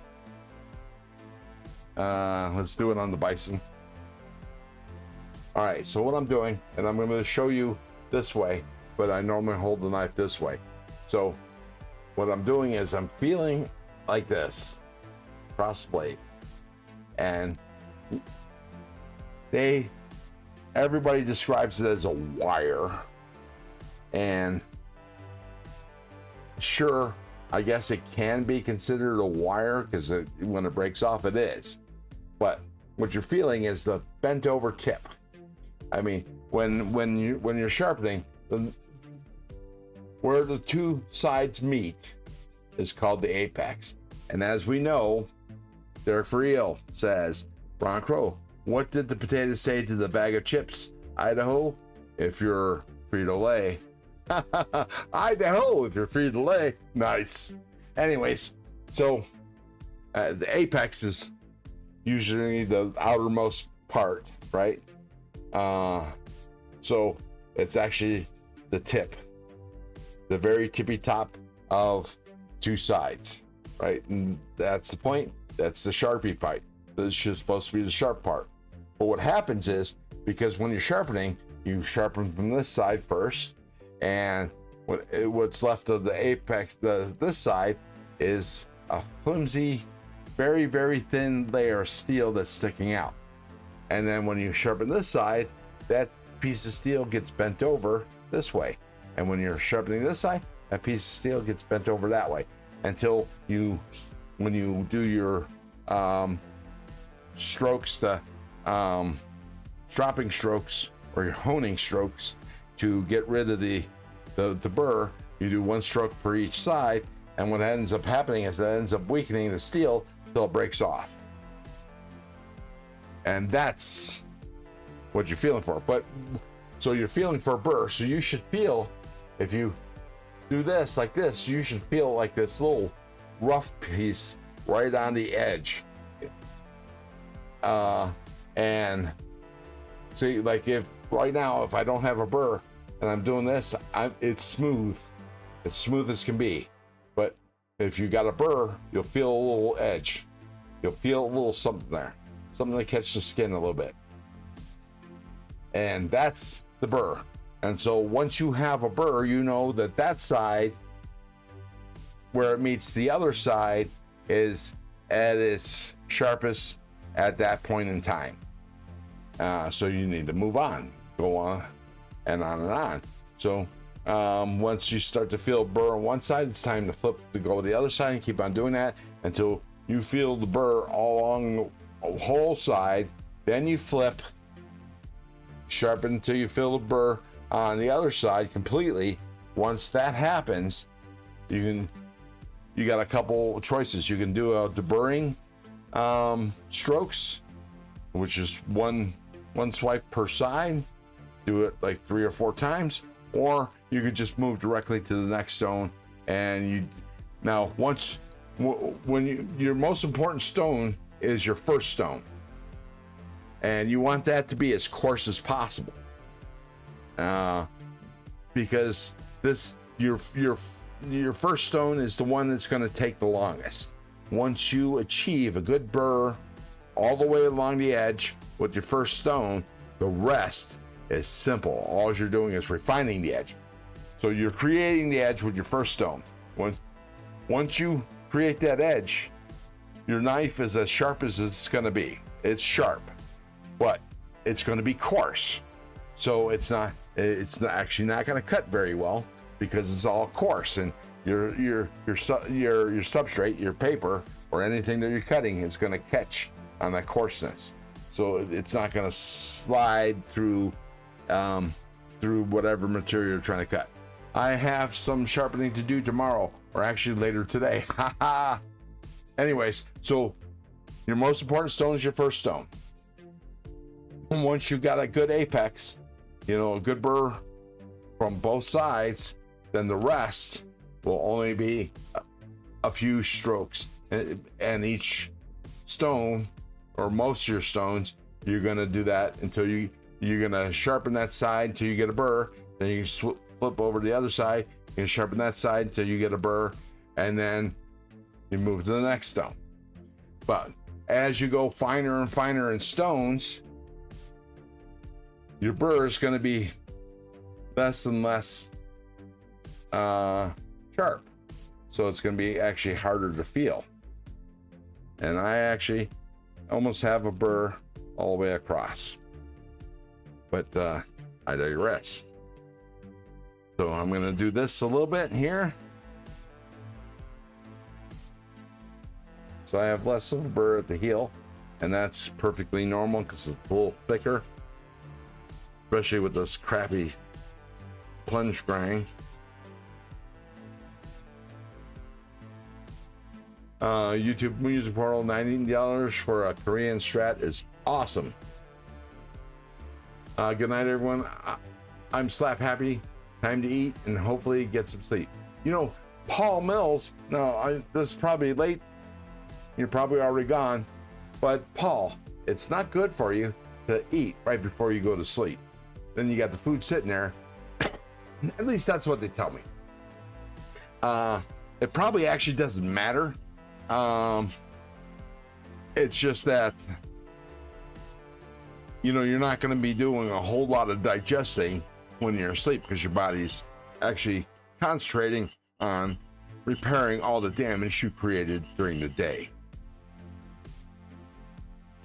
Oh, nice burr there. I'm going to have to go a couple more times per side, but what I want to do here is wipe off my edge, which is going to require a little spray. Spritz, spritz.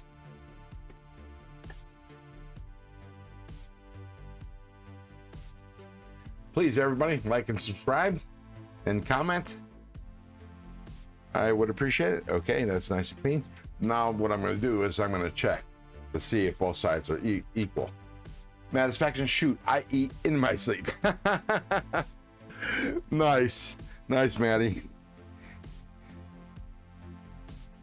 Hey, Maddie, are you going to Blade Show West? I heard that you weren't. Is this true or not? And if not, why not? Yes, please subscribe, hit all the notifications and the like button. Thank you very much, Wyoming. No, you're, damn it. So I'm not gonna go, Maddie. The whole reason why I was gonna go was to meet you. Meet Mattis freaking faction. And since I can't, I'm not gonna go. Ooh. That's a nice. I got a little smile going because the stupid plunge, right? Music more. YouTube Music Portal says, Satisfaction, have you ever watched PCU? Don't know what PCU is. Where's Blade West going to be? It is in Idaho. Nope, sorry. It's in Utah. Salt Lake City. My bad. I had Idaho in my brain because we have a training center and our call center is in Boise, Idaho. And anyways, it's in, yeah, Salt Lake City. I think it's pretty much the first weekend in October. Okay, so this side needs a little work on the tip. It's a little short. So we'll do that.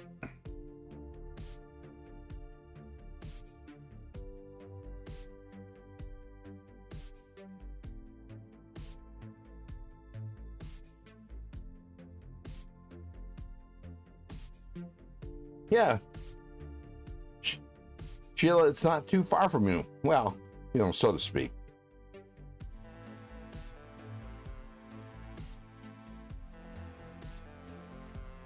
It's definitely not far from me. I think it's a 6-hour drive. And in California, 6 hours is just going across the bay. So I got used to driving, you know. I'd go to activities in Southern California or SoCal or whatever you want to call it. It's a movie about an incoming freshman going to check out a potential college. There's a scene where Jeremy Piven is smoking in his sleep. Okay. I haven't seen much with Jeremy Piven. I did like him in a few things that I've seen, but yeah, I definitely haven't seen that movie. So sounds like an older movie. Oh, yeah. Let me spray this down.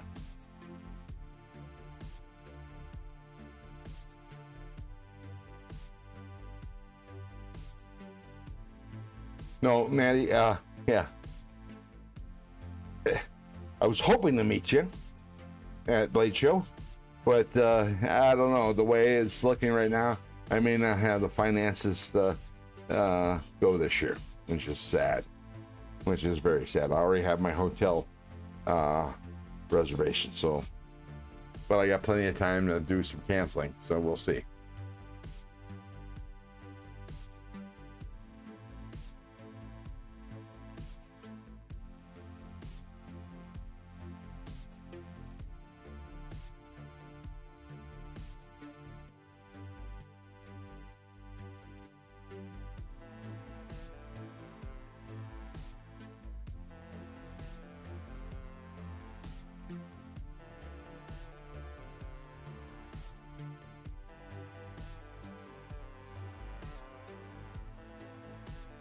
I hear you.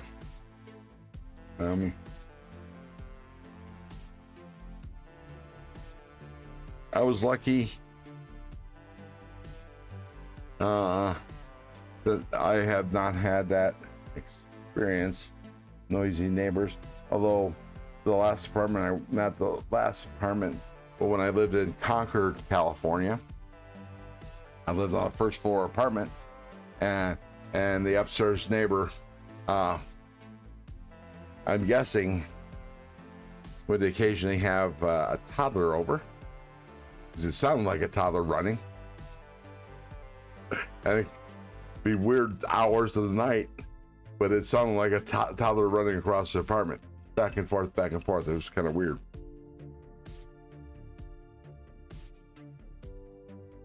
But other than that, that was the only noisy neighbors I've had. Oh, other than when I had lived in a house in Cleveland. No, not Cleveland. In the Bay Area, California. We had neighbors that would play loud mariachi kind of music, but it was outside. They had hell of a lot of parties, it seemed. But it was only disturbing if you were outside, and I'm kind of an inside person. The only time I was really outside is to have a cigarette or to do yard work. And if I'm doing yard work, I have headphones on. So there's that. That's what I don't like about apartments. That's what I'm dealing with, Ron. I've lived in this building for 11 years. Really? Oh, and I bet you're hating to move. I'm guessing, or you're eager to move because you want something new. I know you definitely want something quieter.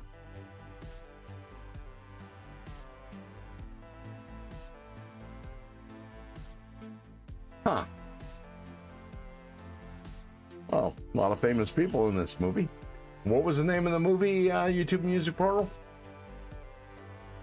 Two Toddlers. Nice. Yeah, well, moving is never anybody's favorite thing to do. But, you know, sometimes, like when I moved here in the house I own, PCU.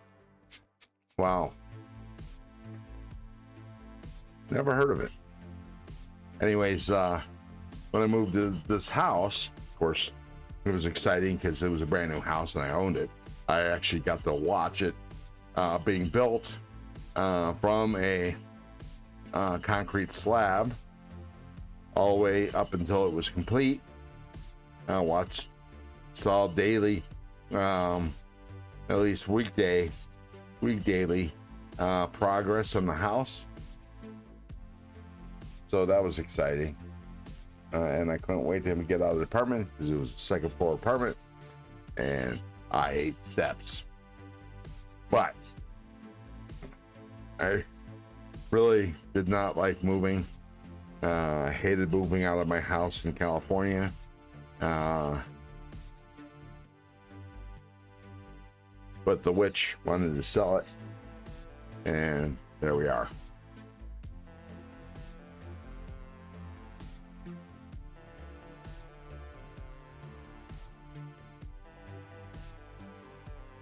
course, she was making most of the mortgage payment.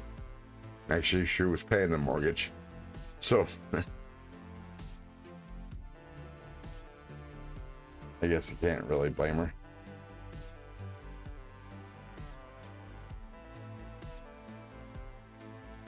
So just when you think you're almost done, I was wrong.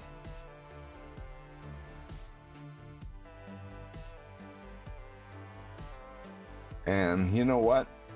At 12:30 my time, which is in about 10 minutes, so give or take, we're gonna call it quits.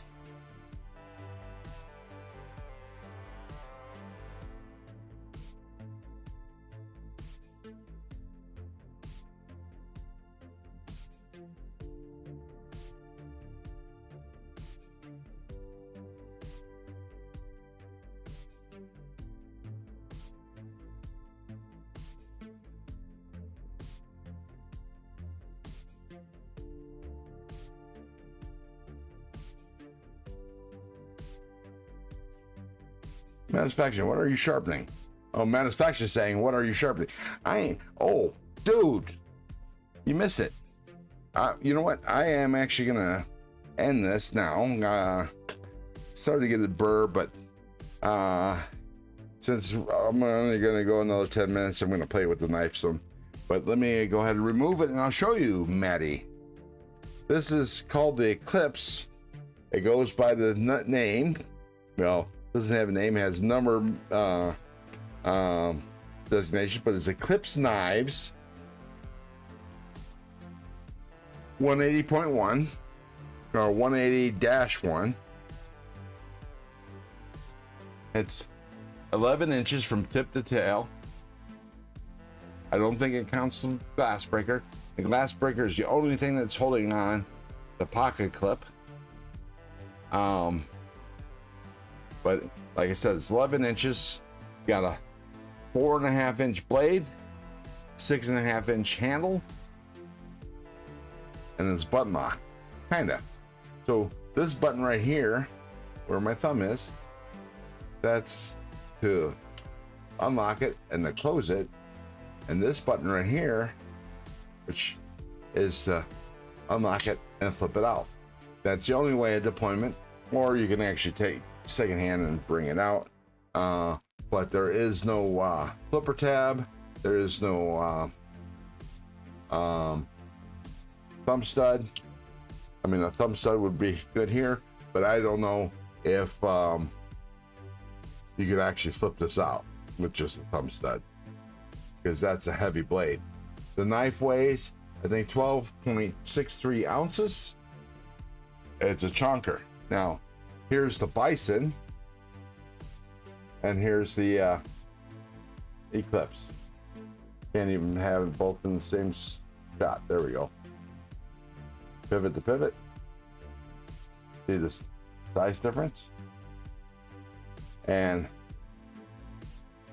if that isn't enough for you, let me pull out the Buster FG.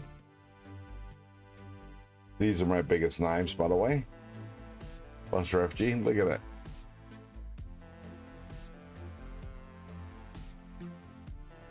Huge.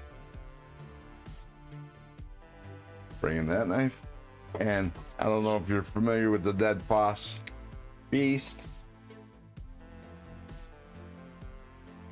but that's a 4-inch blade right there. Look at that. Oh, pivot screw is actually right there. So there. Damien Angel Knight of Halos. I prefer the blue. The Buster FG. It's a nice looking knife. Nice sheep's foot blade. My spring is a little tight, so it's a little rough on the fingertip. Damien Angel Knight of Halos, or DAKOH. I always wanted an altar dagger. I don't know what an altar dagger is. I don't have any daggers, but nice. I like assassin daggers of old days. Ah, real pointy, sharp things like a dirk kind of thing. Nice. Laura Loin. Nice. You know what I like about knives? They're always loaded. Nice. But yeah, so there's that. But so I took this knife apart and put it, serviced it, lubed it up. It's on washers. Oh, actually, no, not on washers. What the hell am I talking about? I thought it said it was on washers, but that's right. There's bearings. So it actually clicks out easier, but now I have a little button stick. And this is just a button that's encased, screwed onto the knife. It's on one side. It's also spring. There's a spring inside. It's captured, which it can be removed because it's held on by two screws, but doesn't have to be. And same button. See, now it didn't have this button stick that it does now. So it's just an alignment thing, I'm thinking. So I got to just work on that. And it looks like we are not centered, and this was. So I just need to loosen it and tighten the screws in the right order, get it to work. Shouldn't be too big a deal, but I'll do that after I'm done sharpening it, which is not going to happen today. Actually, I think I'm going to put the whole sharpener away, so I have room to play, because sharpening that knife is not the priority. It was the thing to do for the live stream. I was actually could have worked on another knife, but I'll do that another day.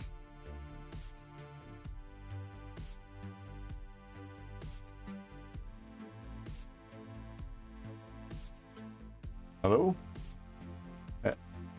Is there anybody out there? Can you tell me if you can hear me?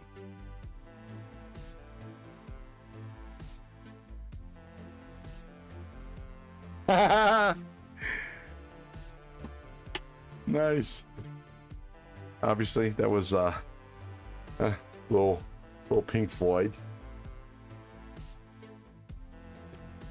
Please subscribe, hit the notifications, and the like button. Yes, please. There we go. Oops, probably went too far. There we go. Remove it from the holder. Put it under this table here. Put my little spacer back. Yes, we can hear you. Sorry, I was just goofing around because nobody was chatting at the time. There we go. Boom. Boom, boom. Boom, boom, boom. Okay, I'm gonna find a knife to flick. Let's see. Since this is in KC's honor or Tempest's honor, I'm gonna flick my Ultim Microjet, or as he called it, the Ultimatum.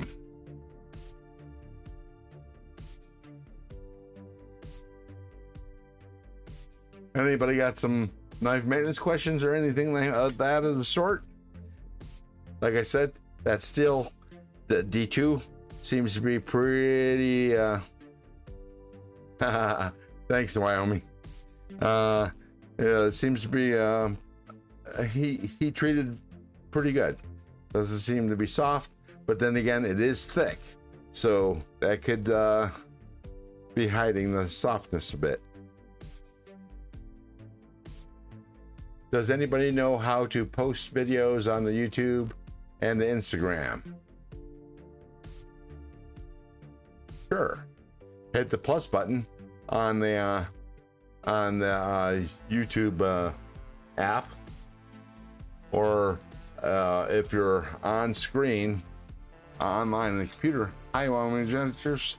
Sorry, you have to move. Not fun. Thank you, Colleen. Anyways, so I'm looking on the monitor to my left, my live stream right now. So above and to the right is the plus create. Click on that and you'll have some choices to upload a video.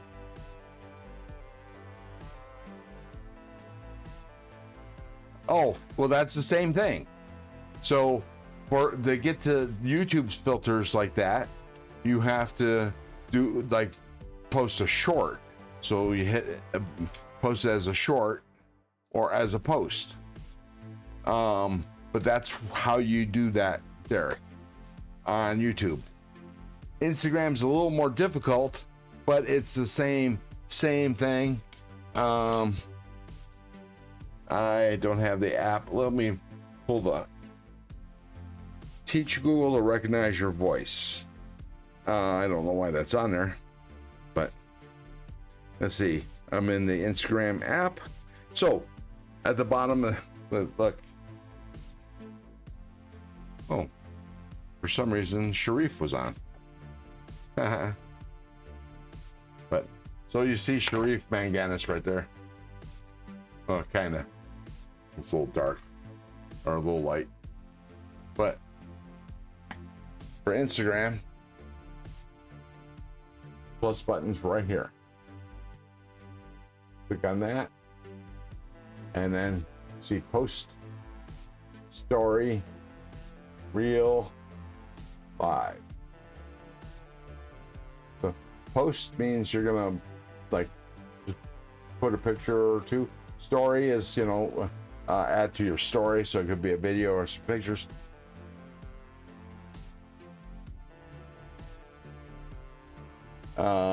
Reel, same. There we go. And yeah, so on the next step, after you hit the plus, you get to choose what video or pictures you want to deal with. You choose those, and then on the next step on the right hand side there'll be icons, and one of those icons is going to be a filter thing. Click on that, and on the bottom of the page will be your filter choices, and you can hit them one right after the other, especially on Instagram. So you can choose which effect you want, and it shows you a little sample. And that's it. It's actually not hard to figure out. Even a blind man. Just kidding, Derek. Yeah, I can't even pretend to think know what you're dealing with. I know you have some eyesight that helps you get around, but yeah, I wear bifocals, and I have a bitch of a time seeing, especially since my eyes, I have a hard time focusing. I need more light, so I constantly using a flashlight to see details and shit like that. So I mean, it's nowhere close to what you're dealing with, but yeah, I just can't even imagine.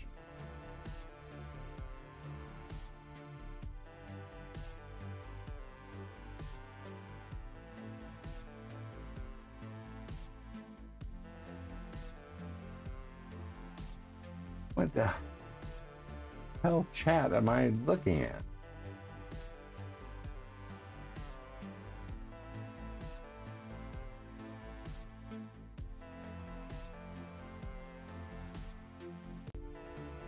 I'm not sure, so I'm going to close that out, see what happens.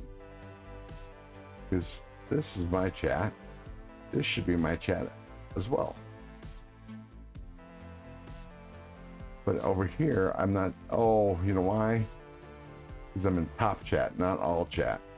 Live chat. There we go.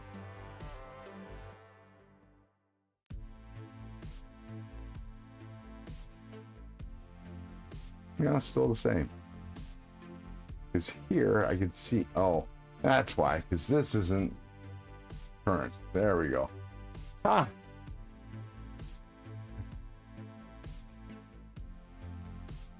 I just need somebody to help me technical stuff. It's difficult over the phone or when you're not in person. FBI, open up. You got a permit for that Hawaiian shirt? Oh shit, it's the FBI. Cheese it. Nice.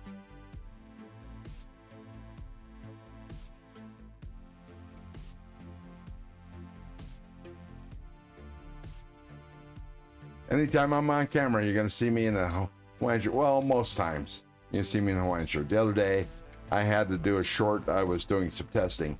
I was in a t-shirt. Normally, around the house, I sit in a pair of gym shorts or running shorts or whatever you want to call them, and a t-shirt. If I go outside, if I'm running just the Walmart, because here in Fernley, as we're in a podunk,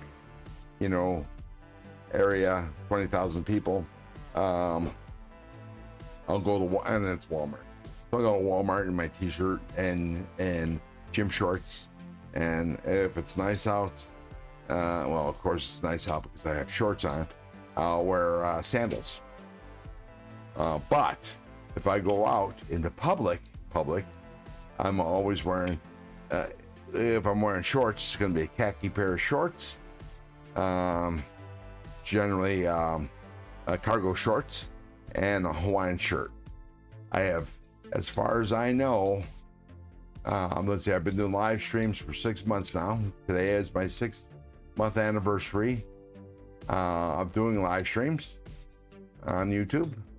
By and large, I've been doing a weekly live stream. A couple of weeks missing, but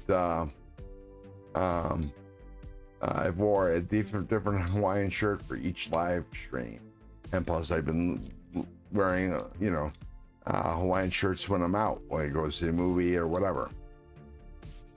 Thank you, FBI. I appreciate it. Derek, you can always set your videos on private, not pirate, because me matey or me hearty. No, you want to put it in private first, and you give some of the time to check it out before you set it in public. True that. So if you film something or post something in private, no, it must be pirate. Arr. Arr, arr. So anyways, excuse me. So if you set it private, then what you can do is give somebody, share the link with somebody, and only those people that have the link can actually see the video. That's YouTube. I'm not sure how it works on Instagram. I don't do a whole lot on Instagram. The whole thing about doing stuff on Instagram is to feed YouTube. Hopefully get people from Instagram and Facebook over to YouTube. It's not very easy. I think I'm getting tired. I hear you, Wyoming. I wish I was there right now. I wish I was tired. But I had a 5-hour energy drink right before I started this live stream because I was dragging ass. Well, baby? Yes, it is. Hi, Ryan Crow. When I got started with, it's Ron Crow, and then there's no E. Boy, Derek, you're tired.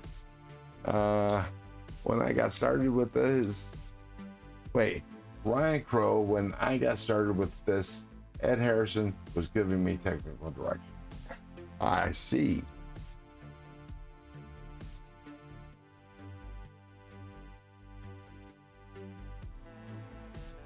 Do that, Wyoming. I think IG is more difficult, but you got more filters, more choices there. But that is probably really difficult because I'm not used to it. Me taking tactical Directions from Ed Harrison could explain a lot. Yes. Sorry, voice to text is being a pain in my ass. I can hear it.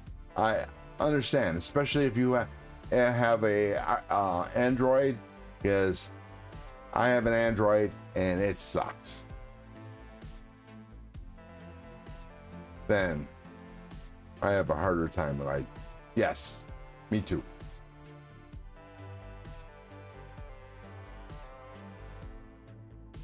I'm very sorry. I don't know why you keep saying Ryan Crow, because that's what you're posting. I have an iPhone, even worse. Really? I don't know. My girlfriend seems she almost all her texting is done via voice. But then again, I don't know if she has difficulties. She does mention it.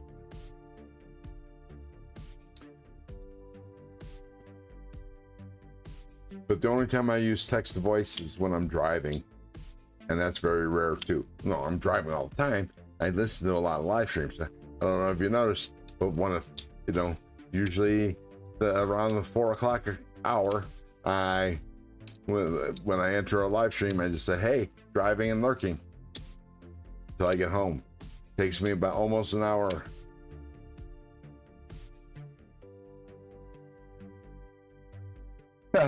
It's because it's your pronunciation, Derek. And I gotta tell you, for the most part, there's been times where, I guess it depends on what part of the country I'm at, people think I'm saying Ryan when I tell them my name. I think it's probably the nasal, my nasal accent of the Midwest, specifically Northern Ohio accent. Hard A's, that kind of thing. And that's probably why it's Derek. That's probably why it's thinking you're saying Ryan. And it's adding an E on Crow. That's actually more acceptable because how can you tell? Pronunciation's the same. Do a pretty good though for the most part. Well, see, there you go. I think there's only 3 of us. Maddie, you still in? Some of you guys are up really late. Normally on a Friday or Saturday night, I am up this late. But I do have to get up at 7 o'clock in the morning.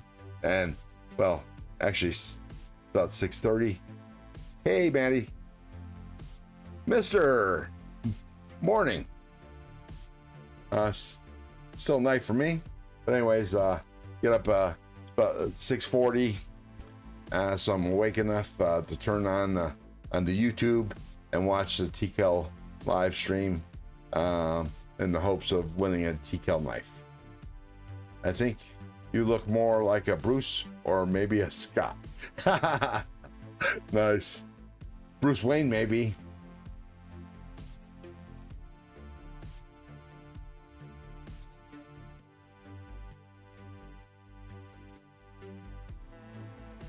What's up, mister? Just get up? What part of the world are you at? As y'all probably know, I'm in northern Nevada. Northern Nevada. I was thinking Bruce Willis. Well, I'll take that. He had a nice smart ass attitude. He was funny, though a little weird at times. His comedy anyways.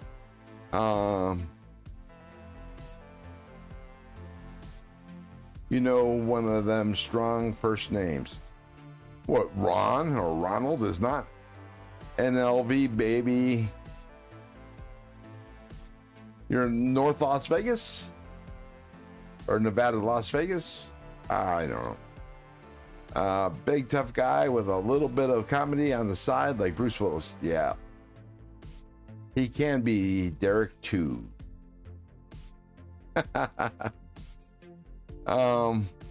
So yeah.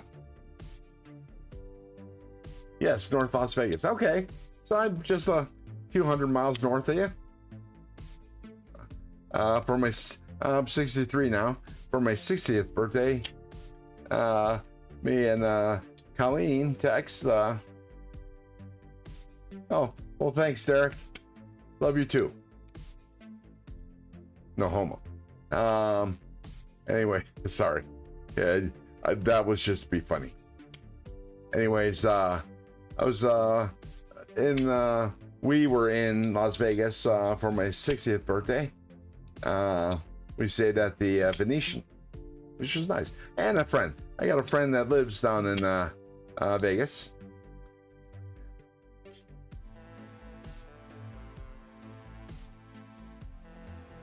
And tell anybody that said hi to me. Will do.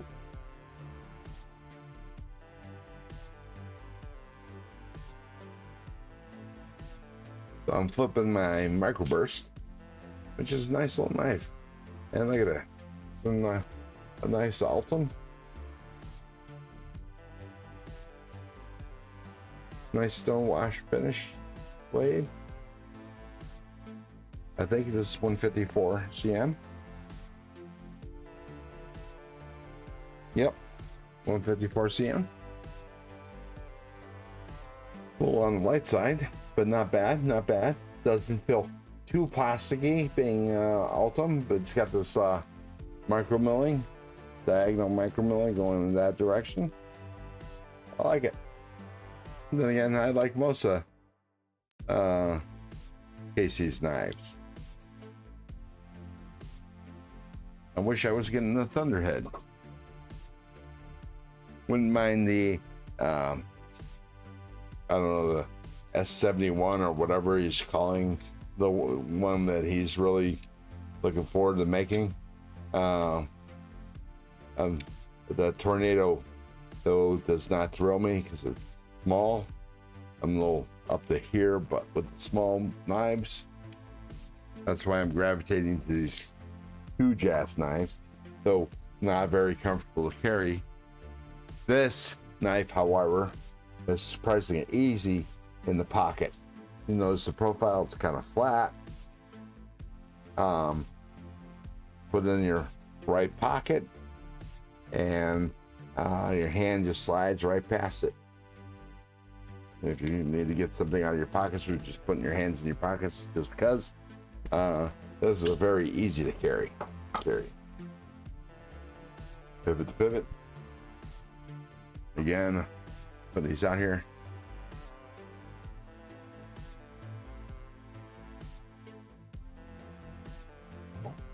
I'm not too big a fan of the whatchamacallit lock.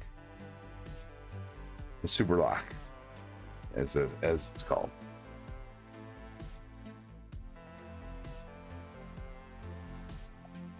I got the Gray Bison with diamonds. I think it's my biggest folder. Well, until I got the FG, it was my biggest folder.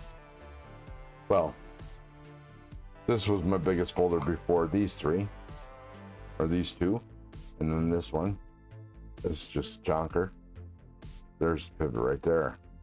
So all the pivots are quasi lined up. There we go. That's what they are. That's what it looks like. And just for size comparison, I'm not even going to remove a knife. I'm just going to place this right here.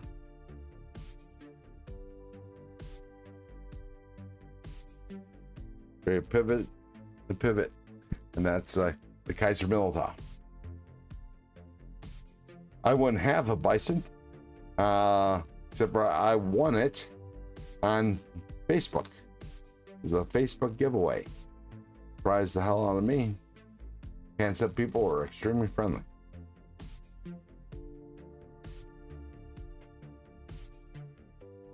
Mr. Bison feels crazy thin and lighter than I expected. Yes, it is thinner than expected. Much like the Artisan Rebel, the premium Rebel. Mine is in titanium, and it has a Magna Cut blade. It's thin, very thin. It's the thinnest knife I own.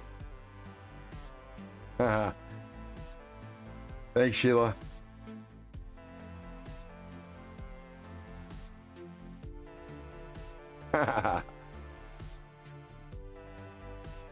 That's what she said.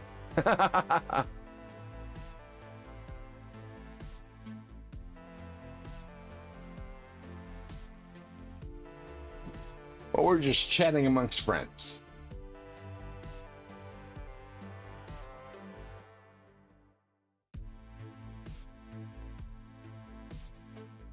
So this is my new phone. It's exactly like, well, not exactly, but it's very close to my old phone. It's a Samsung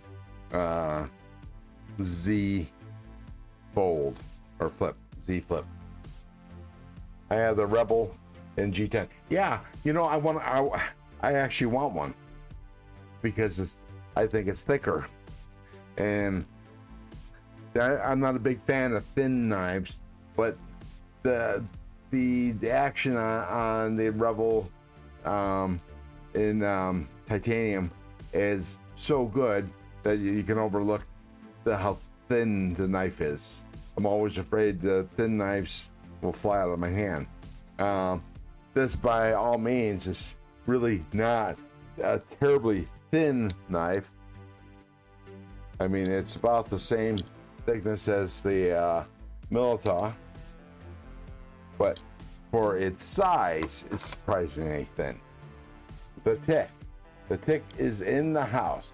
No, the tick is in the nest. Welcome, tick. Welcome to the nest. What's in your pockets? Are you carrying a knife? If so, let me know what it is, or let us know, because we want to know. This is a knife channel, after all. Oops, my thumb's getting tired. There we go. I believe that about the Rebel in titanium is nice. Yes, the Rebel is nice in titanium. I could pull it out. I just put them all away. Not really sure exactly where the Rebel is, though I might have an idea. Give me a minute and I'll pull it out. Ah, here it is. That was easy. There's a cutlery Rebel. Can't believe that. Anyways, let's pull that out. Nice little pouch. That was magnetic closure, by the way.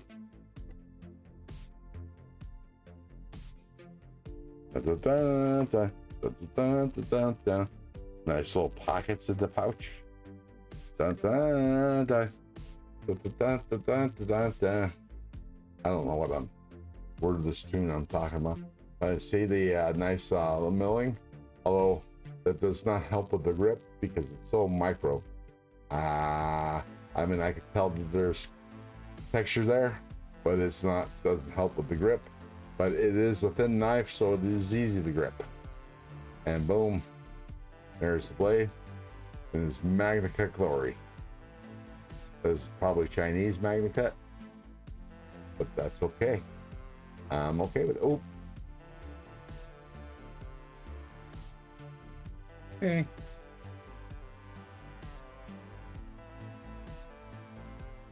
Anyways, that is the clip point. Do it this way. But this is how thin it is. Let me I'll break out the micrometer and we'll see how thick it is. Or thin, depending on how you want to look at it.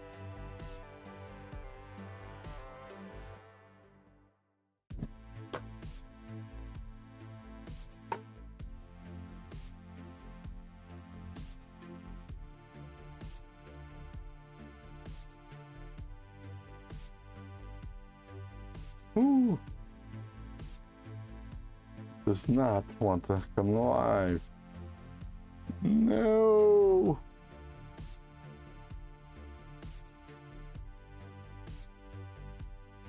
I think the battery finally died.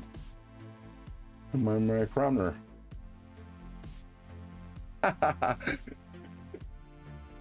You know what? And Sheila, you talk about Ray like he's a buddy.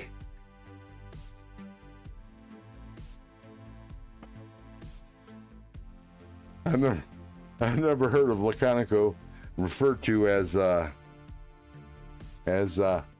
Ray alone. You know, it's Ray Laconico or Laconico. That's funny. At least to me.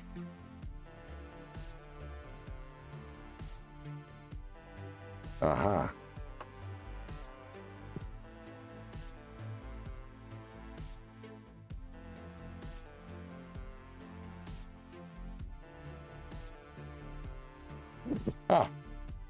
Yeah, it's just what I thought, really. Just needed to be reseated. The holder of the battery is actually rubber, so it's easy to become unseated. So that's zeroed out. I'm gonna put it on inches. Measure the thickness of the handle, because we don't care about the blade at this point in time, but it's 0.4 inches. For an example, the Minotaur is 0.52 inches, so just over a half inch to quite a little bit under half inch. Yeah, 4.08. See that? 0.408. I like Ray Stein.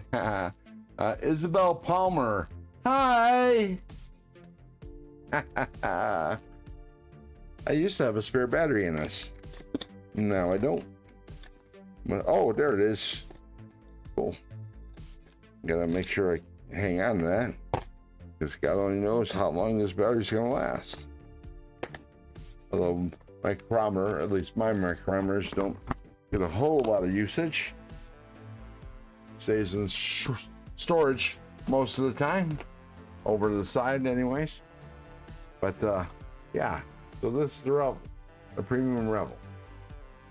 I believe with sales and discount codes and crap, I probably paid as much for this knife as you did for your S10 or G10.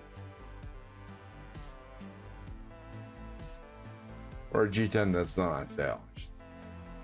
I just got a mini Minotaur. Nice! Which one? Are you a serial killer? No, I am not. I am not a killer at all. I am a lover, not a killer. I just like playing with knives.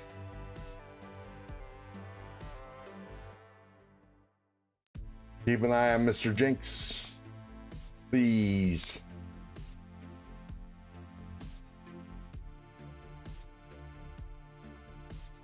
So, Wyoming, which mini Minotaur did you get? I know it's just, you know,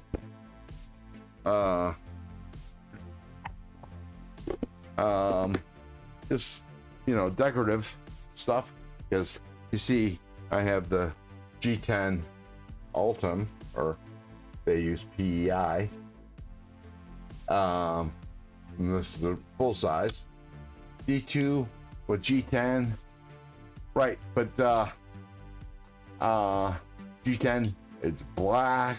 What's the insert?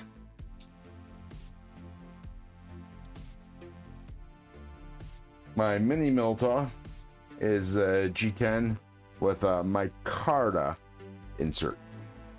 No need to keep an eye on me, mate. I'm not the one who likes playing with knives. No, but you're also the one that likes to accuse people of being, or ask people if they are serial killers. So, you know, need to keep an eye on you. Green and black scales. Nice. John Toomey. Got too many. Got too many what? Got too many knives? This is only a drop in the bucket. I got 150 of them over sitting next to me.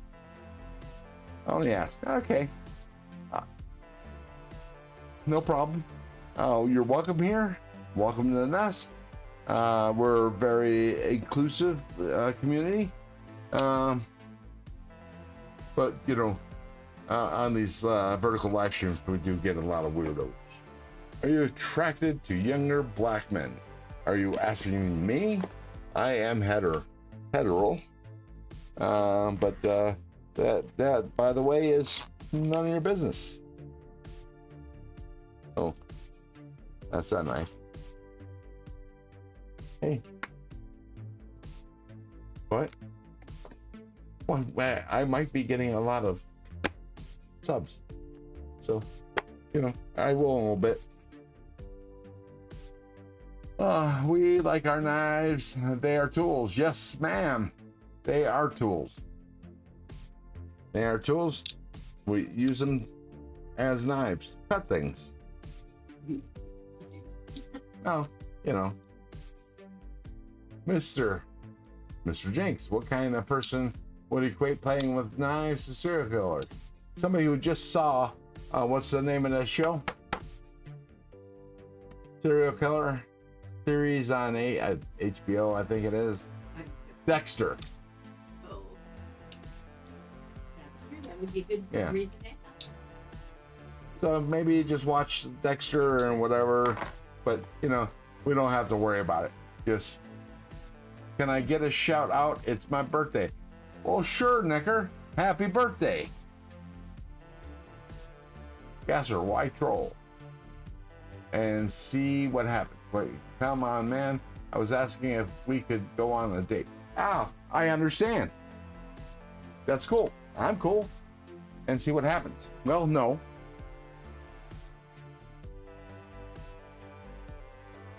Satisfaction. Gasser, white troll. Don't do it. Don't do what? Ron, no. Ron, no what? I'm not understand. Why no, Maddie? I don't know what you're saying.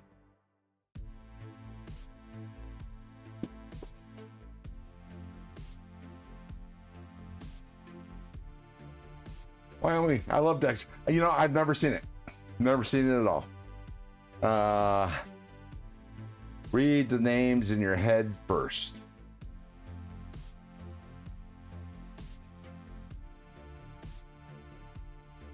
What names? Nicker, Gasser. I can hear Colleen. Yeah.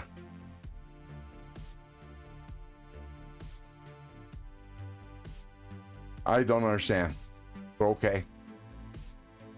I could hear Colleen cackling in the background, so I'm guessing she understands.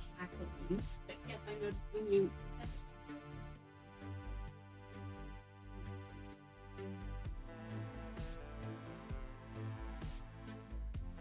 that was the point.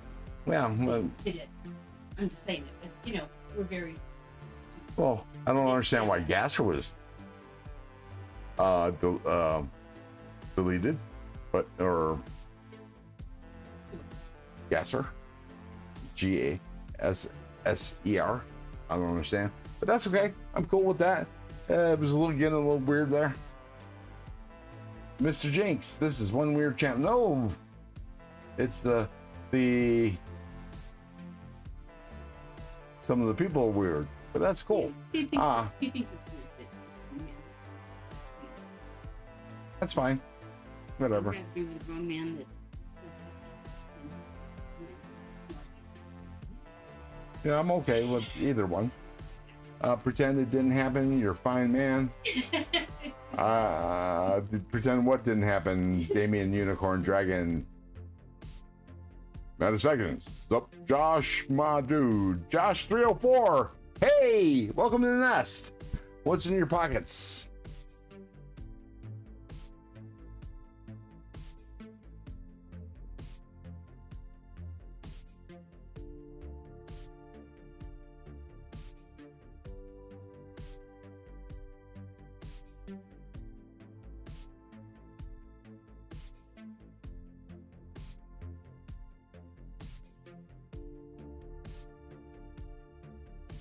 Ah, I see.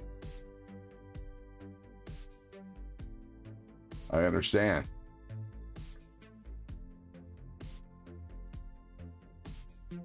Thank you very much, Wyoming. Damien Unicorn Dragon. I wish I had that bottom knife for my meat. You mean this one right here? Yeah, this is cool. At least I believe I've used this one to cut some short ribs while I was at a Hawaiian restaurant. That's cool. And same thing with this one. Yes, I saw that. And that's why I was saying thank you. Not that that was a problem, you know. If he kept on and on and on, that would have been sure probably. But you know, sexual preference is a personal thing, and yeah, how are they gonna know until they ask? So cool. But yeah, I meant to hit the other person. Sorry. Ah, I see. Oh, that's okay too.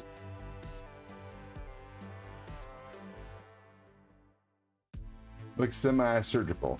Well, it's certainly sharp.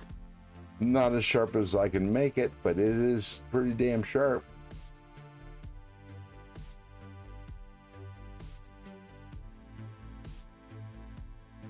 It's got a nice bite to it. So I cut through paper and cardboard. I'm into blades and weapons that are very sharp to cut food. I'm a food knife guy. Nice. They were trying to get you to say something right. Well, that's fine. What's going to happen? You know, it may have sounded racist because of slip of the tongues or whatever, but I could care less. If they get their jollies doing that, then more power to them. They could try. Doesn't bother me, but I'm cool with deletion of them too. People are pathetic and nothing to do with you. Yeah, well, people are people.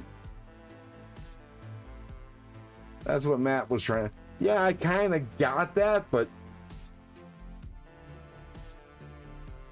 it, you know, it wasn't terribly close. At least to me, it wasn't. But that's okay. What did you think of Kaiser Ara? Since it is, oh, that. I'm thinking about selling some knives so I can buy that knife. But the knife I'm really looking forward to is Jonathan Styles' next Kaiser, which looks to be a much larger, or at least a larger Milita in styling. I mean, it's a little different. It's not really a Milita. Has a slightly different blade shape. Has different scales. Tell you the truth, the Ara, to me, Sergio, looks more Jonathan Styles than Munko. Although I do love Munko's the hidden agenda, that dagger, or that dagger looking fixed blade, hidden agenda. Yeah, another fixed blade kind of person. I think that's what you're talking about, Maddie. I'm not absolutely sure, but I think that is what you're talking about. I wish I had a black gold Bowie knife with a mouse. You know, I'm sure you could find one. Damien Unicorn Dragon. Sergio Lucio, I agree. It felt like it had more of a Styles design language to it. Yeah, that's what it looks like to me anyways. There are some subtle sweeping motions on the blade that speaks out Munko, and a little bit on the handle, but mostly Styles. Yep, I thought so.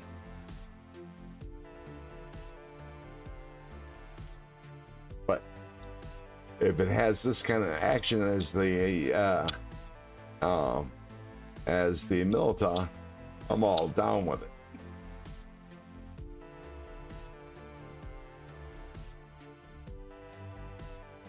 I need to get 6 more of these so I can carry a different one each day. But I think my next Milita that I'm going to get, it's the PEI instead of the G10, and I'll have a G10, I believe. I think it has a what do they call that? The G10 that's mixed. Insert. I like the action on the Milita. Yes, ma'am. And the Mini is not. It's nice. It's not a terribly small knife. It's definitely a 4-finger knife, at least in my hand. The Mini Milita. Well,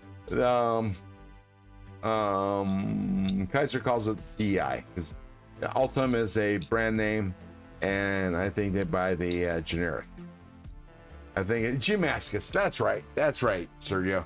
The name was slipping my brain. Carbine repeater cowboy done, fully upgraded, and a knife too. Nice.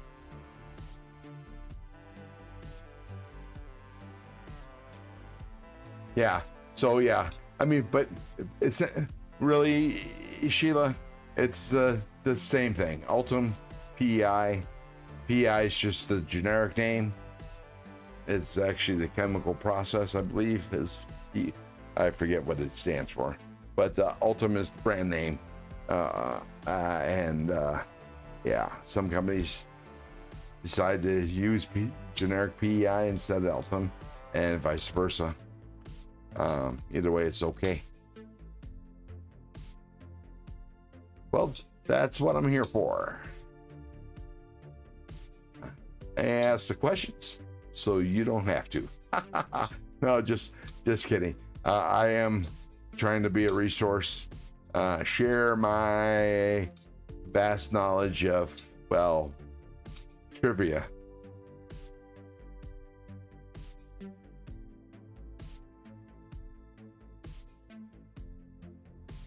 Oh, what time is it? I covered the clock with my it's actually 40 minutes after I said we're going to end this. So I think we should just call it quits. And because, 7 a.m. comes early. It's 11. It's 1. It's 11 after 1 right now in my neck of the woods. So by the time I get to the bed, it'll be 2:30. Of course, why should this be different than any other week? I very rarely get a whole lot of sleep. Over here. Oh, Shay. I'm guessing you don't have to work on Sundays, which is good. Thanks, everyone, for joining me tonight. Please subscribe, hit all notifications, and hit that bell so you get all notifications. Well, as many notifications as YouTube will let you have. That's the crap like that. 3:12 here, so you're in Mountain Time. Let's call it quits. And as I always say, keep your blade sharp and your wood hard. Good night, everybody. Thanks for joining me. Certainly have fun. Adios. See you Saturday or in the live.